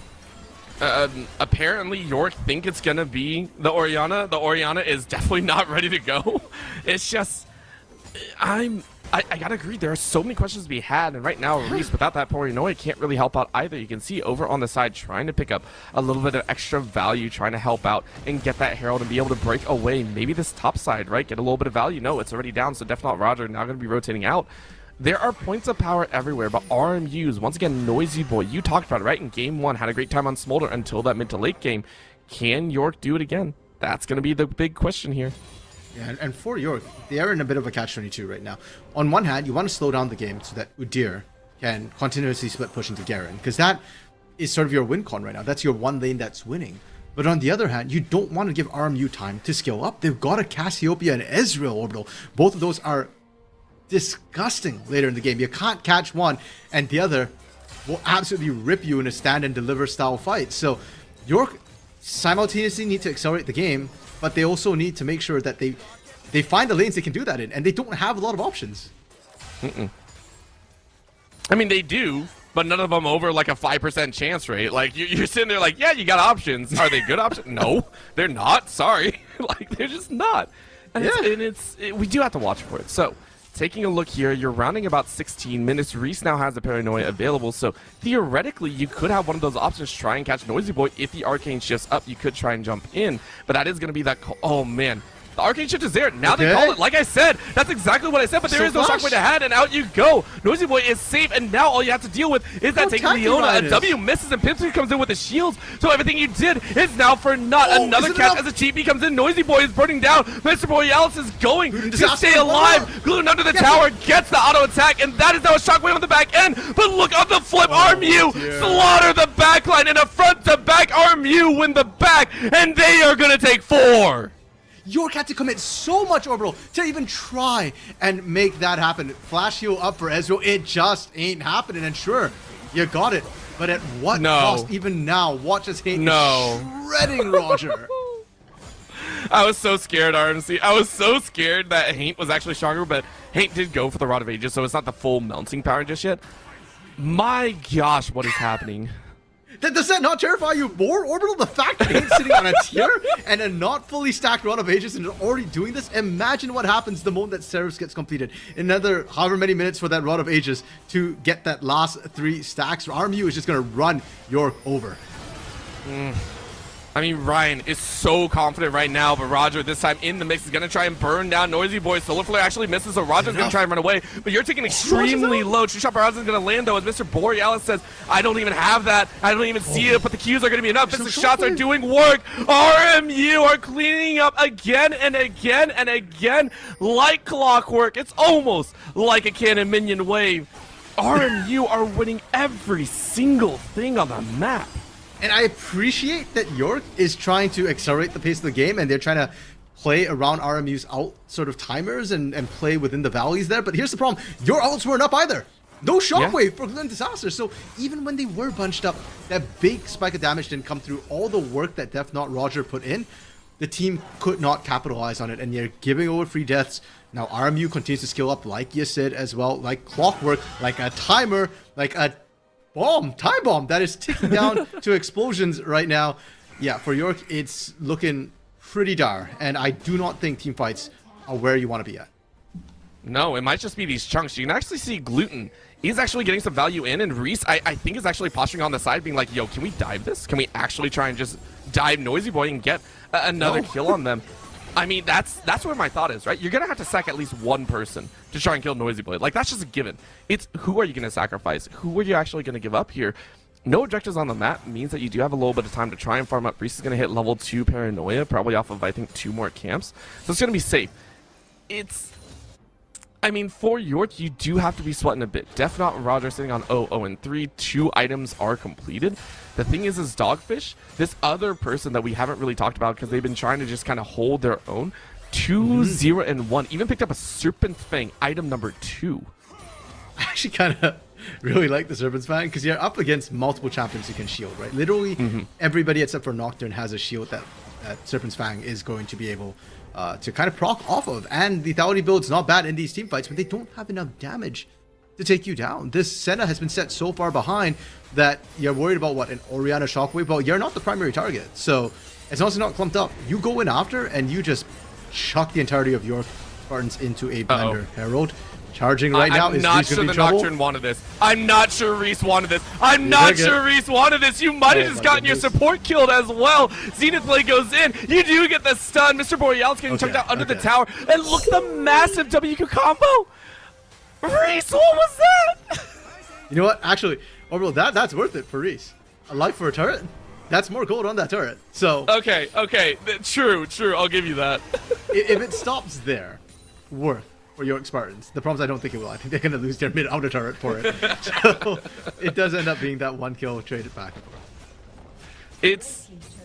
It's something, and it does feel like kind of grasping at straws is the problem. As Def Not Roger gets tagged by that Q, and oh man, this poison drip is a problem here. Haint, we talked about Haint needing to scale up a little bit further. Went with the Rod of Ages. You're now double stacked. That's a massive boon to power that I think O'Reilly's will be coming out next. Haint is going to be as strong, if not stronger, down the line than Noisy Boy, and that's terrifying. Oh, 100%. Right? The Cassiopeia is able to pump up more damage if she can stand there and fight, and right now she can. There's really no threat onto her Dogfish in a 1v2. I think Dogfish can take this. Yeah, he doesn't care. Like, okay, well, now this is different. Yeah, that's gonna be the finisher. I was like, right there. Yeah. We were just watching. It's gonna be a kill. Yeah, you know, fair enough for Dogfish that, yeah, it was in his mind that this is not actually a 2v1. But you saw the moment he turned, right? He did that much damage with half a health bar. Imagine what he could have done if Reese wasn't there to continue pumping out the damage to actually finish that off. And with the Garen out, of course, being an execute, I think he walks away or goes back to base with a 1-for-1 trade. Dragon, though, coming up in a minute and a half Orbital, and actually, it's funny to me that the teams haven't looked too much at Baron, because I feel like RMU could just take Baron. They could, or they could try and take another life here, as Def Not Roger is on the chopping block. Look at the cycling here. Noisy Boy getting some decent damage down. Def Not Roger might not be the tankiest member, but does have the most HP on the team. But look at that, just that chase. This Cyrilda's grudge is painful. Def Not Roger trying to chase, and that's going to be the True Shot Barrage not landing, but that is a long chase and a lot of damage. That was all Noisy Boy. Yeah, and that was a ghost used by Roger to get away. If not, I think you get run down. Mr. Borealis caught between a rock and a hard place. Noisy Boy doesn't actually have flash. I think use that trying to kill off Roger, so this might be the chance. You might be able to find Noisy Boy. That's going to be a huge shockwave later in the but does minimal damage. There was no damage up, but they found Noisy Boy. It's Noisy Boy down. Noisy Boy is dead. That's a main check your damage. So now York are going to try and finish him out. They get the Ivan in the back line. Are you kidding me? RMC, it hits mid-game, and all of a sudden York just click. They lose no one except for their support in top lane, and they get an ace. And, hey, guess what? Should be up in seconds. The Dragon as well. Are they just going to go straight for Baron? Do they have enough damage to actually take Baron right now? They're going to try. Reese's... Okay. Okay, no, they back up. I was going to say, Baron's really risky here. Reese is kind of tanky, but Sky's really far behind in terms of damage right now. Like, you're set on 2 items. That is basically a fasting Senna at 22 minutes. So I think that the Dragon, much safer. And Orbital, that fight, really hype. I'm going to be honest. York shouldn't have won that, and I'm not confident York would win the next one anyways. I really have to say it.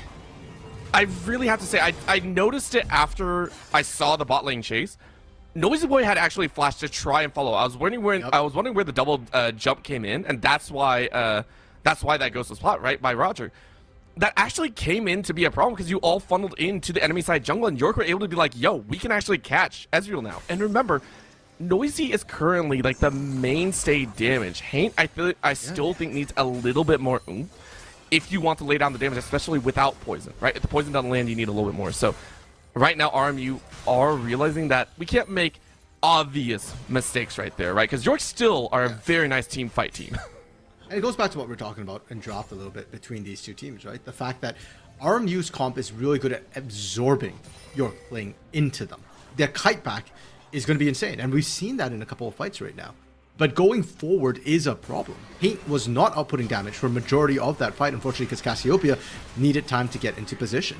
Noisy Boy as well, you know, once you kind of burn those summoners, if you're still within range of the fight, things kind of get bad for you. So RMU, they want to push forward, they want to continue pushing their advantage, but they have to be a little bit more careful about how they're doing it. And the front to back going forward in a choke point, that is not the way. And for York, you want a few more fights like that, but I don't think you're going to get all the time. So, I mean, in their essence, they want to fight. What else do they need to do now? I mean, Roger's kind of holding their own. Level 15, about to hit 16, starting to get a little bit extra MR in the back pocket. Do you just let Roger continue doing this, or what else is really going to happen there? I mean, Gluten at this point, 5-1-4, a big mainstay damage dealer, but, I mean, you can only run away as now you're getting chased down. I mean, this is... I mean, what do York want to do right now? Well, the York Spartans still need to fight. The thing is just that they need to pick their fights a little bit better, and they need to do it by getting vision. The Paranoia Shockwave combo is still one that we've not really gotten to see have massive impact. And ideally, you need to catch Noisy Boy with that. If you can, then you're fine. So, step 1, basically, get vision down. I like it.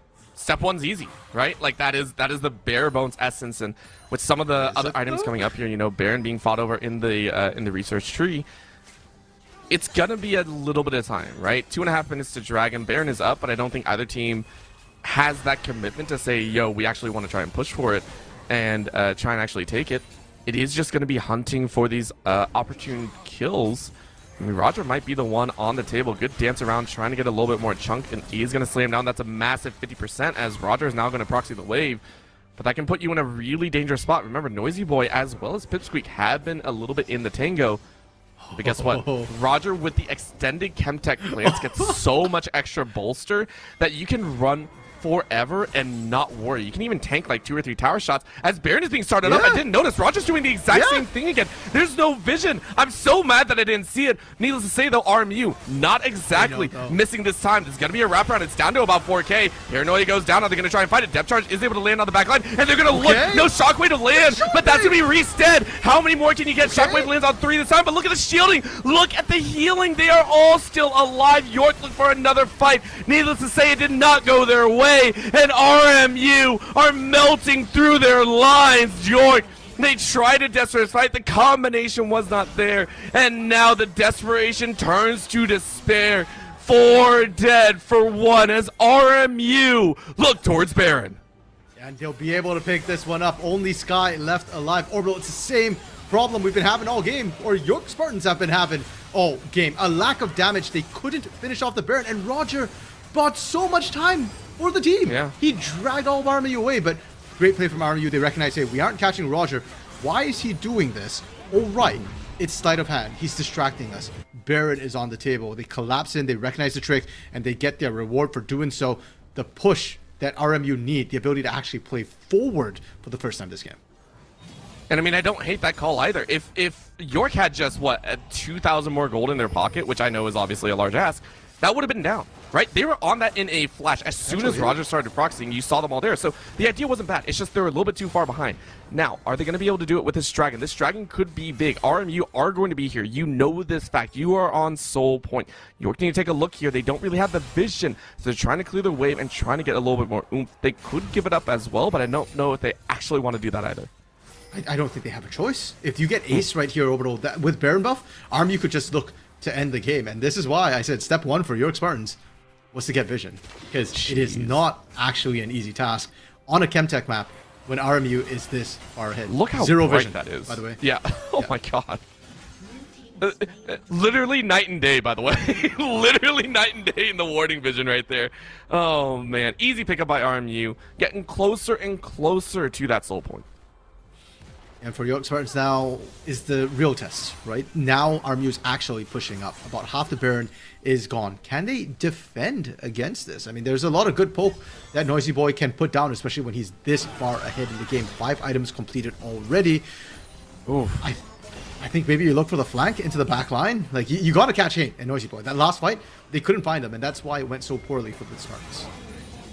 I'd actually say they did. It's just Gluten wasn't the one behind, but they're going to look for it. That's going to be the shockwave combo. Okay. They land, and the sight behind! The wombo works! The petrifying gaze only denies the inevitable as Hate gets hooked up as well. Roger again draws our attention, but it's the bot lane that brings it home, and it's a triple kill for Sky. The guard is right back in action. How is this happening, Orbital? This is what I mean, though. This is the combo you need to find. They found Noisy Boy. Last time, Orbital, I know the Shockwave found everybody, but I don't care. I don't count that as finding Noisy Boy because Noisy Boy lived and was healthy. And now with Roger just split pushing as well right now, the Baron has been completely burnt out. York Spartans are pushing straight down mid and finding whatever they can get in the next 10-15 seconds. Yeah, I mean, Ryan's on this top side, knowing that you can't really contest mid. You're going to lose a tower pretty easily, so what do? You try and make sure Roger doesn't get more. Roger has been indispensable in drawing our eyes to places it has no reason being. At this point, you are a red herring. Def not Roger. It's definitely not the focus in these fights. York are showing that they can tangle with the best of them even when things look dire. RMU, I don't want to say you're sweating, but I think you're sweating a little bit. You are hunting for this jump, but again, the fancy feet out of Sky, walking on clouds right now. all the dodges overall that we didn't see in lane are coming up for Sky now. Okay, and you know that's just mean. That's just mean. That's also very fair. You know what? I'd take them late rather than early, to be honest. Sure, the laning phase is really rough, but if you can dodge everything later, that wins you games. And for RMU, I wonder if there's doubt in their minds right now. It feels like every time they've tried to actually push up, it's backfired on them repeatedly. And sure, part of that is compositional. But I think part of that as well is the fact that when you're pushing into York, it gives them better vision.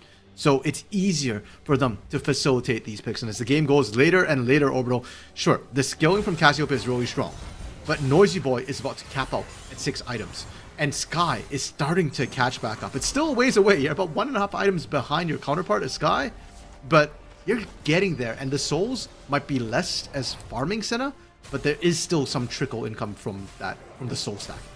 Yeah, about 100 souls, not terrible by any stretch of the imagination, but it's enough to kind of warrant that damage aspect. And we saw it, right? The dotting shadow was nasty to finish off Noisy Boy. And the other side of it is York are starting to have their split pusher come up. This this Garen pick that was blind picked, we knew what it's for. We know why you pick it up. Yeah. It's done its job. It hasn't really impressed me outside of it, which granted is, I think, due to Roger. Yeah, 100%. And the fact that Roger, and this is why I was kind of saying RMU on red side might benefit a little bit more, just because Roger knew what he was doing when he picked this Udyr into the Garen. You kind of nullify the Garen early. It's kind of weird where both of you kind of want to just nullify each other.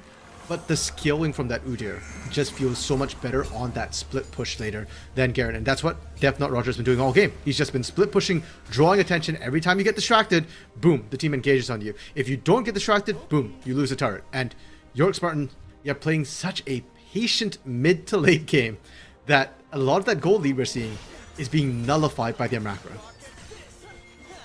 It's the reason why we say they're a team to watch out for, even in this early game. Yeah, we could say they could shore it up. There's always something to kind of fix up, right? There's always something to try and figure out, but at the current moment, they're showing their mid to late is still very strong. However, at the current moment, take a look at where they're positioned. Dragon up in about 40 seconds. Dogfish still on the top side with TP, though. So that might be the next call down. We'll see what they decide to do, as that wouldn't be sold for RMU, so York might just push mid. York has to be careful about this, right? But both these teams, when they're pushing out right now, York is pushing into no vision whatsoever. And RMU still very, very strong. Pipsqueak looking for that engage. Oh, that's actually big. Daisy down. Yeah, that's actually huge. You needed that extra buffer, that little extra body to help kind of potentially help against the paranoia. And now Ryan actually tries to jump forward. Roger now running interference. That's going to be Sky to try and step forward. And Dogfish says, hey, maybe I get some help. But Gluten actually chunked out here. This fight is getting a little bit messy. I don't really know who's on top, but Gluten, all you need is that shockwave and you're good. Reese wanted to have that chance to draw in as Mr. Borealis gets a nice shockwave in the back line. That's going to be the catch. Do you kill Noisy Boy? No, you don't. Noisy's still alive. That's it. That's over. RMU win the fight. Okay, the fight still kind of continues, but again, the shockwave or the shockwave paranoia, combo didn't come through Orbital. It feels like we keep missing it, and without it, we're not doing the damage. The backscat cancel. No. The round 2. I said the fight was over, and this is why. If you don't kill Noisy Boy gets to kill you. Look at the WQ combo. It's just wrong. It feels terrible. Bot lane getting pressured in. RMU have everything in the world to try and get as much of the base as they can. Ryan, though, jumps over the wall. Down goes for the side of Ryan. And, I mean, Noisy Boy says, cool, now I pick up the kill. The Nexus towers are going down, though. It's Dogfish and Hate. We're able to force them out. Sky can't do anything. Sky's down. Sky's out of the fight. You can't even get back to base. RMU are going to win game number 2. Yeah, they've got to finish this still. I think they're good. Okay, they still have all the damage. It's over. RMU with an immaculate early game from Noisy Boy pushed us to a game. It was Orbital, and that's why we chose this game for tonight. Are you not entertained? Because I certainly am. I sit as ready, and I'm glad that I was. Orbital, and finally into game 3, York Spartan Green have opted for the blue side. So the teams have selected blue side every single time they can. And I'm curious to see if the bans swap up, because for the side of York Spartans Green, they've banned Thresh, Azir, Twitch every single game so far. Going to game 3, I think they might have to give one up for Ezreal, because they just did not have an answer for that one. Well, they did not, and I mean, we'll have to wait and see, right? Like, this is going to be a big part. And then also for Roger, I think we wanted to discuss this a little bit, because Roger now has shown 2 games where you've been kind of that red herring in the top side, but you can also have a lot of oomph behind it, right? So we want to see Roger on something that can bring a lot more attention on their own, not just in presence, but also in damage output. The Azir ban away, York Spartan's still saying we don't want to play that one. The Twitch is still there. Surprisingly, 2 out of the 3 bans have kept the same throughout all 3 games. Okay, and that means the Thresh is the one I expect to see dropped and replaced with Ezreal. I think the Thresh you can definitely let through. To give credit to Ramage Ryan, I think his Leona is much, much scarier. And we saw it last game, the way he was able to disrupt a lot of the initial fights and engages, and even the aggression in lane. I think that level 2 engage that came out will be something that York Spartans will have to remember going into game 3. And we'll have to keep eyes and see if that early game still creates some noise. Right now, Robert Morris University, though, where do they want to go? Right? There were a few things that went right in the mid game. In game number 2, what'd you say? Sorry. I'd say same bands if you're asking where they want to go. Zach Camille, right? If it ain't broke, don't fix it. Yeah. Well, I mean, there were things. I mean, bot lane really for Robert Morris is great. There were some interesting moments throughout the rest that I would say, but I do agree. Keep it the same. It's no problem. There it is. So Noisy Boy not getting that Ezreal and then immediate snap up of this Maokai. York Spartans, I actually really like this pick. Yeah, considering what we've seen come through from the side of Reese so far, it's been mostly like kind of aggressive-esque junglers. Like with the Zac, you want to play forward, you want to get those ganks going. With the Nocturne, you're going in. Maokai feels like a much more defensive utility support, and I like it. Because now, if they fall behind, York Spartans have more options. They have a safer way to actually approach objectives and team fights with those saplings. Mm-hmm. Not only that, the Nature's Grasp being an absolute dominating force just feels oppressive. Going down through the river, through the jungle, wherever you decide to go. Robert Morris, though, where do they want to go? So normally, I think in drafts 1 and 2, every time a jungle has been picked, or, you know, any of those instances, they do go ahead and match it up. And yeah, this is a combo that worked last time. Pipsqueak, you know, I give credit where credit is due. Game number 2 felt a little bit better only because you didn't have to worry about, you know, do you land hooks or not? The shields were great. That GP, though, Def Not Roger said, all right, we are going all out aggression. Gimme the signature. And it's been banned the entire series up to this point, Orbital. I like it. We talked about the fact that, hey, this is a champion that Def Not Roger not only knows well, plays a lot, but will give him that global pressure to influence the other lanes. Roger has won his lane both games so far. The difficulty has been transitioning. In game 1, he did it with the Camille. In game 2 with the Udyr, he never could quite get in there. So I'm really liking this GP pick right now. It also shifts a lot of pressure off of that top side now into the bot side, right? Where have we been saying York have actually struggled very intensively? It's been in that bot side, right? Sky and Mr. Borealis have not had the greatest laning time, but now, because of that, yeah, you go ahead, lock in your mid lane. You are straight up saying it's going to be a bot lane duel. That is where a majority share of those second round bans are going to go. And I really, really like that. Not only that, Gluten on the Orianna didn't really look comfortable. This Vladimir, one of his most played champions, being locked in. His most played this split, Orbital, and it synergizes so well as well with what Maokai and GP are bringing to the table. A lot of what Vladimir struggles to do is engage. Kind of similarly to Garen, except without the speed boost Garen has. That just runs at you. Now you've got a slow, you've got literal roots to hold people down. I love this pickup, and it's all comfort picks so far for the side of York Spartans Green. We see the Cassiopeia coming out, though.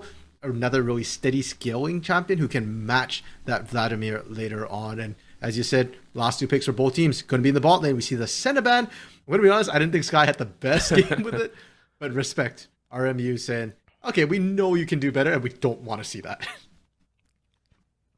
I also wonder if they're throwing out that that Sivir ban. It doesn't look like a Sivir comp from York Spartans, but it could be there. I really do appreciate the Xayah ban, though. Robert Morris, you could be going for that angle. Ooh. Okay, so still under the assumption that the Maokai could go support. I really like that. And then the Smolder. Okay, so York, Hero, 4 ADCs, get Noisy Boy out of here. Yeah, and actually, that's actually a good read by RMU. I forgot that Mr. Borealis is actually the Maokai player on this team, second most played champion. It has taken a couple of nerfs specifically targeted at the support role, so I'm not super confident on how it's going to fare as a support right now, especially into something like a Leona, where traditionally Maokai has been able to disengage pretty effectively. I suspect that Leona versus Maokai in the current state of things, Maokai will lose the straight up trade, and it's more about bush control and disengage for this Maokai rather than actual 2v2 trades. All right, listen, RMC, what's the ADC? We have 5 ADC bans. What's the ADC? Varus is still on the table if we want to look at that. What else do we have? Lucian's of the what? Okay, that was not on my cards. Okay, right, and Jungle what J4. What is it? What is it, RMC?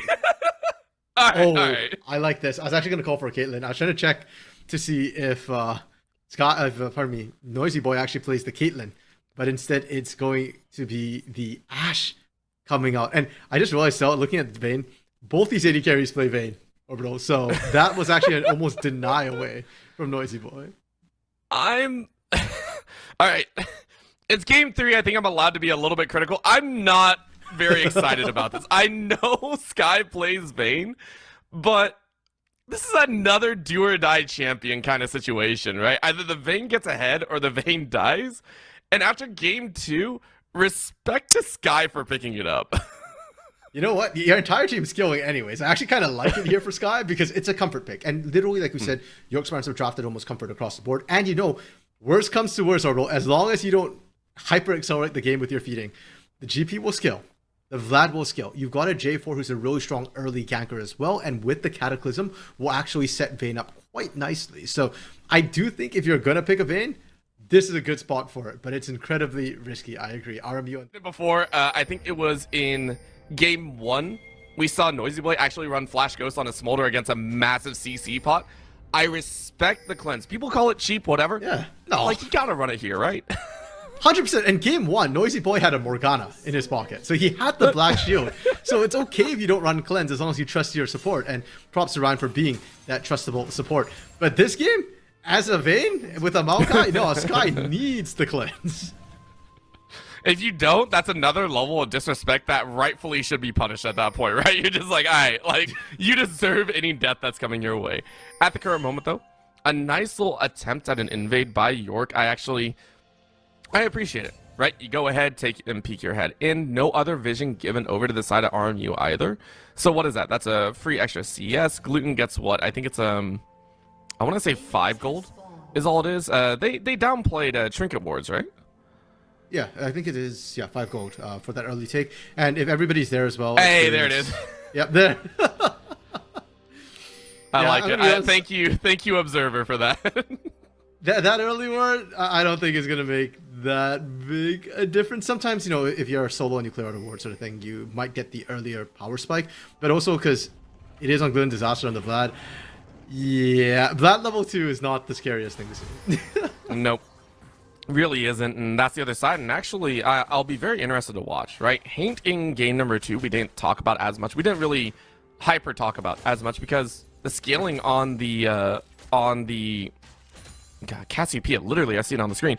It was overshadowed, right, by the Ezreal of Noisy Boy. So this time around, I mean, Haint actually had a really, really good time. I'm looking forward to the Cassiopeia again. Yeah, and as you said, right, Haint's Pipsqueak. Okay. Does Pipsqueak go down here? Like, does Reese? No. Okay, I was wondering when the cooldowns Reese are coming is just back being up annoying. I don't know. I think this is really, really effective. And if Pipsqueak goes back to this again, could find himself dead, right? A flash, flag and drag could take him out. It does mean, though, that Reese is slowed down in his clear in order to interrupt this. Because Pipsqueak has already set up the top side of the map. He can go and pick that up very quickly. Reese still needs to actually clear his jungle. You know what that was for, RMC? That was for the walk up, claim and smite that Pipsqueak laid down in game number 2. That was like, all right, I'm going to take your life here in a sec. You better back up. You take my blue, I'm not letting you take yours this game. It's pure revenge. I love it. Listen, but that's the thing. About game 3s, this is where we actually see things kind of kick off. You had 2 games to adjust to your opponent. And we sometimes get to see those shifts. We get to see those adjustments being made. And I always like to say, in game 3s, either we get to see massive aggression come out of teams, or we get to see massive kind of conservation. This time around, it is going to be that aggression. Noisy Boy getting jumped on him with the Ash. You have no real way out. That's an easy first blood for, of all champions, the Vayne.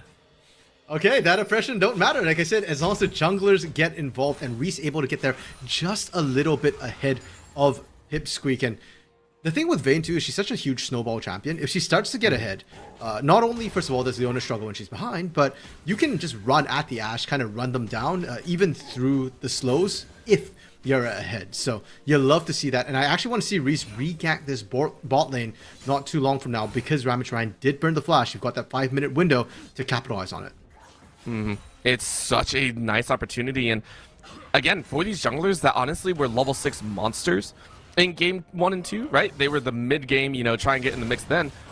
I like the fact that you called it out. Reese does want to get in the mix early game. We do want to see that J4 get in, because if you wait till mid game, you've actually lost a lot of value, right? Like, that's actually pretty scary. Pipsqueak, though, on the top side, now trying to interfere with this top lane aggression. Reese not going to be allowed to get in for free. Instead, I'm going to clear their waves, look to kind of hone out, and be able to allow Roger a chance to scale up to level 6. Yeah, and for Roger right now, you're not necessarily looking for ganks or kill threat. I think Roger's handling this lane well, making sure that he pokes down Dogfish so that Dogfish can't just regenerate and all in. And you're just looking to farm as a GP. So I don't expect too much action up here from the side of your Spartans.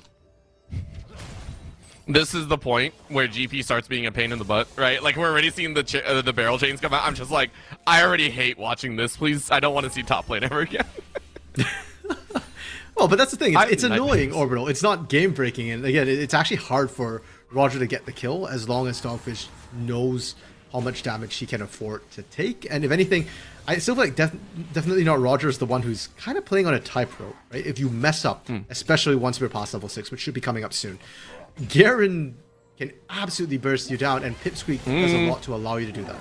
Oh, that was the wrong range to go into. Ryan takes 2 tower shots. You are going to try and snipe away, but the Condemn against the wall cleans an easy kill, and now Noisy Boy, with only a flash available, has to walk away, but Cannon Barrage comes in, and now you might have to run away. Another tumble forward means you do get the flash, and I mean, Ryan, again, we talked about Ryan's willing to go aggressive, but this time around, caught the wrong fish. Man, if Sky was level 6 and had that final hour, I think the movement speed would have been enough to actually run Noisy Boy down. Yep. But right now, remember how I talked about the Maokai nerfs and the fact that, hey, you know, maybe Leona is the strongest side of that matchup? Yeah, none of that matters when you're going under a turret. Yeah. It was, and I give credit. Ryan, I don't think was expecting to catch the Vayne either, right? Like, you see Mr. Borealis, like, okay, get the Maokai, that's fine. However, at this current moment, Dragon is being taken. Noisy Boy and Ryan are here. Pipsqueak looking to try and smite out. Who gets it? That is going to be a steal. Pipsqueak gets it, and now you might get the kills behind. Level 6 Gluten Disaster tries to go in. Hemo Plague is going to get the back line, but again, Sky is picking up kills. Yes, you lost the Dragon, but how much more can you get? Now you have to run away, though. York going to lose their mid laner. Double kill over to Haint. And it is going to be an exchange of kills on multiple major carries. Yeah, great collapse in from RMU to recognize that, hey, I think they went towards this Dragon. We saw them walking up the river, and we saw Mr. Borealis, the support, doing that as well. They find the kills to equalize things. 2 of the kills, or Kate getting 1 of the kills as well. That's going to be really, really nice. Or 2 of the kills, actually. I can't recall how many went that way, but it's 2-0 and 1 for the Cassiopeia, who's scaling into the Vladimir. That's nice, but York, all kills are still on Sky. This bot lane is still the focus, albeit on the other foot compared to games 1 and 2. This is gonna be a shift and a change. This is gonna be interesting. I'm just RMC, I'm excited, right? Like, this is the adjustments you want to see out of a top caliber team, right? And yes, it did come into a game 3, but I mean, you won game 1, right? Like, that's the whole thing. I love seeing adjustments. I love seeing identification of weak points and changing that game state. And for RMU's sake, they're going to have to find a way to change it mid-game. This might not be the way to do so, as Noisy Boy able to get a lot of free fire down. We talked about the current situation, and that's going to be 1 more auto attack. That wave helped out so well. Yeah. I was half joking about that. Noisy Boy just proved me wrong. Yeah. And again, questionable choices coming through from the supports a little bit there. I think Mr. Borealis was right in thinking he could probably handle the 2v2, but that was many v2 with the minion wave pushing in. And not only does Mr. Borealis goes down, that's going to be a plate and a half going the way of RMU. So going a long distance towards equalizing this. Yep, 2. Yep. Even better. Straight up 2, okay? Yeah, I mean, that's the thing, though. These teams are kind of working outside of our expectations right now, which we really, really like. At least for me, as a caster, having my predictions kind of proven wrong by the players themselves makes me very happy. The fact that Noisy Boy and Ryan are able to find kind of the wins back, even against a 3-0 Vayne. That's something that they desperately need, right? They need to get this value. On the top side, Dogfish, yes, you're not able to sustain as well as you would like, but you're holding steady, right? You only lost a plate so far, and Roger, again, kind of nullified and relegated to this farm up, hope to have mid-late game presence. But here's the problem, for Dogfish specifically. Going even is not okay when you're a Garen. When you're an Ornn, that's fine. But as a Garen, you needed to win that. GP will outscale you. And if anything, Roger's the one happy to sit back this game. You're not the Udyr. You're not looking to apply that early pressure into your lane. That's the other side of it. So very, very... I stand corrected on probably a very important point, because now Roger's going to be like, yo, let me throw some damage down. And I'm going to be like, all right, I deserve that probably. In that mid lane, though, that's a flash forward. I saw this coming. Hank, in this danger zone, said, you have no flash. I win that battle. Nice answer then. That's one of the things with the Vladimir into Cassiopeia sort of matchup. The poison still ticks even when you're in the pool. And especially if we do see sort of the Rylai's come through for Cassiopeia, she sticks onto you and she outdamages you. We already talked about that last game quite a bit. The Vladimir is really about the team fighting later on and amplifying your team's damage and doing a bunch of AoE compared to Cassiopeia's more single target focus with the Poison Fangs. Ooh. Re-sneaking in here. We talked about trying to get a gank down before that timer is up, and now they get to call it. Solar Flare comes in, but again, they're going to look for Noisy Boy. In comes Pipsqueak to help out, but that is going to be the Cannon Barrage working wonders. It's still a win, though, for the side of Noisy Boy. You're the one that gets jumped on, and you're still able to make it a 1-for-1. Not only that, you might be able to find another as Reese has to run away. Honestly, RMU negating a lot of extra deaths. Yeah, I don't know who I'd say played that better because I think both of them did wonderfully there. The fact that York was setting up the ambush and RMU actually won out the initial trade. I want to highlight Sky actually auto, I think it was a minion or failed to auto Noisy Boy one extra time, and that's why Sky ended up going down first. Now, is that a bad thing? I'm not sure because Roger picked up the kill, and Roger is a big carry for the team, and frankly, I think probably the bigger threat later into the game with that barrel poke. And you get a free cleanse pretty much out of it too, so yeah, I would agree with that one. Dogfish, though, I don't know if we're going to see the exact same build. Last time it was the second item, Serpent's Fang. I don't think you have as many shields this time around, so maybe we're going to see a little different style from Dogfish to come out. Yeah, I'd expect a bit more tankiness. If you're going lethality into a Gangplank as a Garen, you could just get blown up in 2 or 3 arrow combos. You don't have the ability to trade in to actually out-trade the GP because he is ranged into your melee. So we'll kind of have to see how it goes for now, though. Yeah, it doesn't look like that Trinity Force that we saw in game 1. Doesn't have to either. Look at that, Roger going ahead and pressuring in as much as possible. Again, with the grubs kind of going the way. Keep in mind, in game number 1, York were able to get 5. But Mr. Borealis on the bot side, going to turn into a little bit of fodder. Easy CC. Flash is available, but I mean, you really can't get away from that one. So it's a free kill on the bot lane to Noisy Boy. Yep, sort of that CC combo we're talking about, that kill lane of Leona and Ashe. You just layer on the CC, people can't run away. And York is fully aware of this, so the Spartans have already rotated to pick up the Grubs top side Dogfish.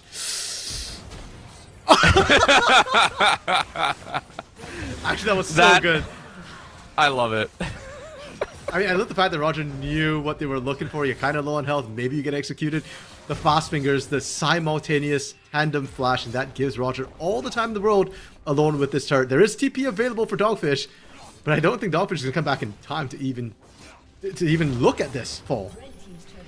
No, I would also like to say, I think Roger, as soon as you get the animation for the Q, you can flash away, right? Like, as soon as the animation is going, I think that's what they saw. I don't think they were expecting the flash afterwards, though. That was very, very fun. So, enjoyed that fight.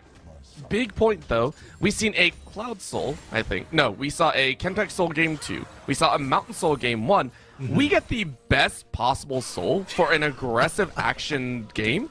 We get the Infernal to come out for game 3. I love it, and I think both of these teams would be more than happy to pick that up. But overall, for me, it's less about the soul and more about the dragon fights we're going to get to see from both of these teams and how they're going to pilot it. Because we've seen really good laning from both of these teams, but we haven't gotten to see a team fight just yet. We are not quite out the laning phase. We should be now that Roger's taken the turret. But everybody's still sat in their assigned lanes for now. I mean, do they really want to change things up? That's the other side. I know Sky and Mr. Borealis do. They want out of this. They're like, yo, we're not having as much fun as we thought we were early game. Mr. Borealis, I think, is the main recipient of that. Reese, though, trying to run interference and trying to have a bit more value here. Gonna play backup. Do they gotta find this fight? Another word goes down, spots out Reese, and well-timed, well-played by Ryan and Noisy Boy, keeping themselves safe again. Well, I have very little sympathy for Sky right now in a rough lane. You blinded that Vayne. You knew what you were getting into. Vayne's not the best laner. There's a lot of tough, rough matchups for the Vayne. And you picked it for later on. If anything, props to Sky for actually still being up in CS after Noisy Boy and Ramage Ryan stabilized this lane. Sure, you're losing some plates, taking a bit of damage there, but you didn't lose the extra plate after that sort of first death that came through from Mr. Borealis. That's true. You're doing okay. You're keeping yourselves safe. Noisy Boy and Ryan are fine. And it looks like they're going to try and take this tower here in a bit because, I mean, there's no other real danger as long as they keep eyes on where Reese is. For the other side, though, Haint in the mid lane has actually secured the largest CS lead I think we've seen out of Haint and Gluten in all 3 games, right? About 20 CS up, 3-0-1, and for very good reason. You're pretty dang strong versus Gluten. Oh, I saw the inklings there. Roger, though, gets a kill on the top side. Meanwhile, in the mid lane, it's another kill onto Gluten.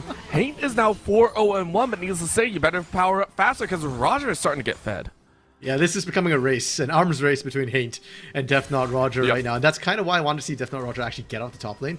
That is the most punishable lane. And I am worried for York Spartans if RMU can collapse in. Noisy Boy left alone down here. They know this because they saw Ramage Ryan up in the mid lane earlier. Yeah. This is also really scary, by the way. Death Not Roger is sitting at about 8k with only 6.2 to Haint's pockets. So, considering Haint has already gotten that scaling in, you know, has the Rod of Ages and is building into that Ceres, like, it's fine. But Roger is a monster right now. 2.5 items, well, 2 items with a couple components in the back pocket. I'm amazed RMU are not trying to put more into this top side. Neither team is currently budging on these lane assignments, and I think you said it. It's interesting that it's not happening. I do expect them to move soon, because after all, Dragon is spawning in a minute 20 seconds, and while definitely not Roger has the Cannon Barrage and TP, and I think I actually just bought items as well, so doesn't have a ton of gold in pocket. Was actually in debt a little bit there. I do think having the GP at the Dragon first to set up the barrels, to set up the poke, is going to mean so much more than just rushing the ultimate TP and actually just straight up fighting without the setup. Let's see what they can do. Haint in the mid lane, still being a beast, if you will. This guy's TP is so scary, but Dragon is up, and take a look at the wards, by the way. Again, RMU have had all of these pink wards up the entire time. That has not changed, Sure. I think, throughout, so very impressive there. And honestly, Roger, not even worried. Still pressuring again. I wonder if they sack. It would be crazy if they sack, but I wonder if they sack and Roger's just like, yo, let me get more farm in me. I guess if you can keep Dogfish low so that when they TP in, Dogfish is at a disadvantage, maybe you try and do that. But no, he's basing now, as we call it, 20 seconds on that Dragon. York Spartans right now clearing out all the vision, so RMU's hard work kind of undone. That's a lot of gold actually going the way of York Spartans just from clearing wards. It's blind. York are literally wandering through a force of darkness that only their eyes can see. I'm surprised they want to go for this. You can see it. They're wondering what's going on here. Hawkshot goes out. It is going to blink over just about all of them. Noisy Boy, they was saying, hey, they are going to be 5. Where's the rest of the team? In goes Daisy. Nature's Grasp goes out. Cannon Barrage lands on multiple. And that's going to be Cataclysm in the back line. And look at Pipsy low. But the burst in the Hemoblade brings death to all Gluten, who has been shut down lane all day long. And Roger, who has been dominating lane all game long, come out with a solid 2 apiece. Our first big team fight, Orbital. And it looked incredibly one-sided for the side of York Spartans. They didn't even poke. They just went, oh, you're approaching me? We just roll you over. And we've got to credit a lot of that to definitely not Roger. That gold lead we keep pulling up over and over again. Why? Because it's so huge. Double Dogfish almost. 3,000 up from Haint. Goes even bigger as he takes this turret. Roger is the problem, and RMU do not have the answer. The solution is in a faraway land, maybe down by like minute 35. At the current moment, though, it's a problem. It is such a big one. Not just that. Keep in mind, Gluten, who has been shut down pretty much the entire laning phase, Haint did an amazing job of that, by the way. Yep. In that round, got 2 kills and 2 assists. That was such a big pickup that Gluten is now an actual threat. You cannot let this lad get away with all this damage, and I'm actually very interested to watch. Sky, though, also getting locked down as the rest of the team comes in to help out their ADC. It's going to trigger another team fight here in the mid lane. TP coming in. Now, how much are they actually going to gauge? Reese looking for a chance. And with that sapling, is going to find Noisy Boy, who has those summoner spells. Huge petrifying gaze, though. Is going to try and turn around. Another E is not going to kill. And they're going to have to run away. Take a look. Daisy's coming out to try and help out. A huge tether underneath the tower. As Ryder's going to try to run interference. But hey, that's the barrel. The barrel takes him out as Roger sends the Cannon Barrage again. What are you kidding me? This is ridiculous. York slaughtering RMU underneath their own Cataclysm catches too! The raw skill that it takes to hit to press R, as that will be 4 dead on RMU's side. I have never seen that before, Orbital. Reese's Cataclysm literally just rocked Noisy Boy's world, catching them as they were trying to escape. And with that, York would have got another ace if Dogfish was actually at that fight. As it stands, they clean up in the mid lane. They get the push in the mid lane. And for RMU, I know I already said they don't look like they have an answer, but it's gone from bad to worse, and they are reeling after that. They are now down 9,000 gold before Baron. If I were sitting there, if I were calculating, I'd be like, yo, the pirate may have gathered a bit too much booty. Like, this is a bit out of control, right? Like, GP is a threat, and it's starting to spread to the rest of the team. You're starting to see York play in a way that they haven't done, I think, in games 1 and 2, right? they're playing with far more confidence than they were previously, right? This squad, for good reason, are champions in the Challengers division before, and they're showing it. As soon as they get a proper lead, you can tell they know that they're ahead and they're willing to fight. That tower dive, by the way, was not supposed to happen. They were literally just trying to save their ADC who got hit by a solar flare. That was it. It turned into a roll, and I expect to see it again. Are RMU going to be ready? I'm not sure, but they better have an answer in about a minute and a half when they gotta get ready for Dragon. I'm gonna be honest, I think York could actually just look at Baron if they wanted. I was thinking it, but I didn't want to call it. I was like, I'll call it. You're really up almost 10,000. You have 9,000 gold right now. That is hugely significant at this stage of the game. That's 33% more than your opponents. And on top of that, here's the problem for RMU. You get one hawk shot, and once that's down, how do you approach this Baron pit? We've seen what the barrels can do to you on the way in. You don't have a lot of great ways to get over that wall either. This is a fairly low mobility composition from RMU. So if York want to threaten the Baron, RMU just have to play along and have to put their lives at risk to try and stop it. Gotta play with your lives on the line, even with all the vision in the world, I mean, which RMU have actually done very well of, right? Whenever they do get the chance, they are dropping wards, they are trying to converge on a lot of those easy spots, but I'm honestly kind of worried about this. We are watching RMU for the first time head into the mid game with a deficit. Games 1 and 2 felt both times that they had a lead in some form or capacity. How do they come back? We have not seen them in this position yet. And for RMU, they're probably thinking the same thing. It is going to be definitely not Roger now matching up with possibly the strongest member of RMU and saying, I want nothing to do with it. That is going to be some grievous wounds in the pocket of Haint as well, so optimizing into a bit more of the healing cut division for the team. Yeah, and I'm actually really curious how this sort of Cassiopeia GP matchup is going to roll, because if definitely Roger gets the free poke on this Cassiopeia, then you literally have no one who can answer the GP split push. And it's really rough when GP is that far ahead that you can't split push, you can't team fight. What can you do? Because GP can not only split push, he can team fight while split pushing with Cannon Barrage. So you really need an answer one way or another, or else just watch as the game slips away. Either way, York are going to force them into a dire situation and a dire call. Oh. They may not enjoy. I mean, take a look at this. Baron started up and not a glance at Dragon. RMU don't have a shot. And because of that, York actually have a chance to take both of the global objectives they so wish. You can see the TP now onto the bot side as Roger, I think, is going to try and run interference here. And this is going to be the big question. Dragon now started up by RMU quite a bit late. Roger looking on the side. It looks like it is burning down at quite a quick pace. I think RMU do have this, and it is going to be completed. Well done by RMU to realize and gather as quick as possible, but they may pay the price in Haint. I mean, there's only so much you can do. A Cannon Barrage behind as Haint is going to live. Do they know? I'm not sure if you actually want this. I'm not sure if you want this. They're going to try and lock down, but over the wall they go. Cataclysm catches all of them. They do kill the GP. Now a double TP comes out. The Dragon might not be the end of the show. Actually, it's just the bell to start. In goes the Vayne as Sky rips through them all. Says, you cannot duel me out. The heals are not going to be enough. However, the revenge might be oh so sweet. As Dogfish is going to die. Cleanse to deny any of the other burn. As Mr. Borealis runs interference. York force RMU to pay a hefty price. Okay, Orbital, that actually went a lot better for RMU than as expected. I thought they were going to get full wiped by Roger, but great collapse in to be able to answer that means they're actually able to trade back.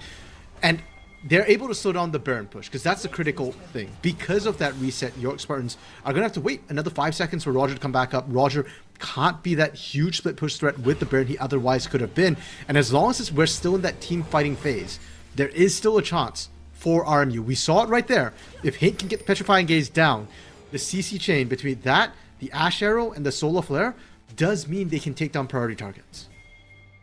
Just one at a time at the current moment. And unfortunately, there's a few too many priority targets, right? Like, Roger is definitely fair. Priority number one. Priority number two is now Sky. Sky being able to live in that entire engage feels so bad from the side of RMU. Literally on, I think it was like 100 HP or something, if I was seeing that correctly. Also, Gluten. Gluten has been on cleanup duty, which is surprising because a lot of lads, I think, like to be the start. You want to get that Hemo Plague, that burst right away. You like to kind of finish them off or try and lay down the damage as soon as possible. Still able to kind of sustain through. These are other priority targets that we're going to be watching for. At the current moment, though, it's a 1-3-1 push. York with Baron are going to try and do their best in the next 40 seconds. Oh, wow, that was a straight parlay. I assume it crit. I mean, there's a lot of crit chance on Roger right now. But that wasn't even the barrel amplified damage. And Dogfish, sure, you've got some regeneration, Yara Garen, but yeah, I don't know about this one, Chief. That top lane 1v1 looking a little bit rough. You're still also optimizing into some form of damage behind, so still no real tank in that build for Dogfish. And this Garen pickup that you were hoping to make value of, it's just not exactly working. That's another chunk out with the barrels, and a cannon barrage is not going to work. What? Was that another Q behind? Roger obliterates 2.5 HP. That is crazy. Yeah, that's why I said this top matchup. No bueno for the Garen at this point in the game. You have been royally outscaled now, and definitely not Roger with the Void Mites doing a lot of work. Another turret taken. RMU. Baron is over, but you're left with just your base. And that base is going to have to withstand a lot right now. You can only assume that you're not going to get that many dragons after those towers are falling. You have lost all of the outside towers. All that remain are the inhibitor and Nexus. 2 minutes on Baron. Champions on York's side are starting to get more items. 2.5 on multiple members. 3 being completed. 4 in the side of Roger, who I just am called 5 actually. I'm just calling you an anomaly. I don't even care. You're just out there on your own. This is out of control right now. If you are York, what's the easiest way? I gotta ask you, with all these items, like, do you just storm 5 in the middle, or do you still look for the split push to end the easiest way? I think the fastest way would just be to group up and storm one lane together. One thing we haven't seen has been Roger using the GP as a team-wide pull, because the fights happen so fast, right? York Spartans show up, RMU shows up, they pull the trigger immediately, and that's not a bad thing for RMU. You don't want to get poked down first. Ipsqueak might get caught. Great grounding there from Hate to stop the chase. Yeah, that still unfortunately leaves this issue, as the vision has now gone completely dark again for RMU. York making sure they stay very up in front with regards to denying that field of presence, understanding that RMU, if they get a choke point, can be still somewhat dangerous, I would say. It's not so much that venomous massive snake, it's more like a tiny little baby snake trying to get in your boot. This is the other side of it, right? Completely dark. Yes, you have a couple wards inside the dragon pit, which should be taken away. Other than that, it feels like York are going to get their second Infernal Dragon. Yeah, and for RMU, yeah, you've got wards there. You can't fight it, right? At this time, definitely not. Roger is still split pushing in the top lane. I think if anything, RMU try and take this window where York Spartans are backing off for the dragon to find that pinch onto definitely not Roger. That to me is probably your best move, and then later in the 5v4 siege, maybe you can look for an engage then. Maybe they can. At the current moment though, Roger's about to do 2.0 on the chunking spree. Take a look at that. Just another couple auto attack. At that point, you're filleting a fed cow. Dogfish is 0-6-0, and the only reason I point that out is that just shows that Roger is a powerhouse. Yeah, and Roger is full build. So, to be fair, Roger doesn't get any stronger if RMU can hold out. But they won't be able to hold out against this push.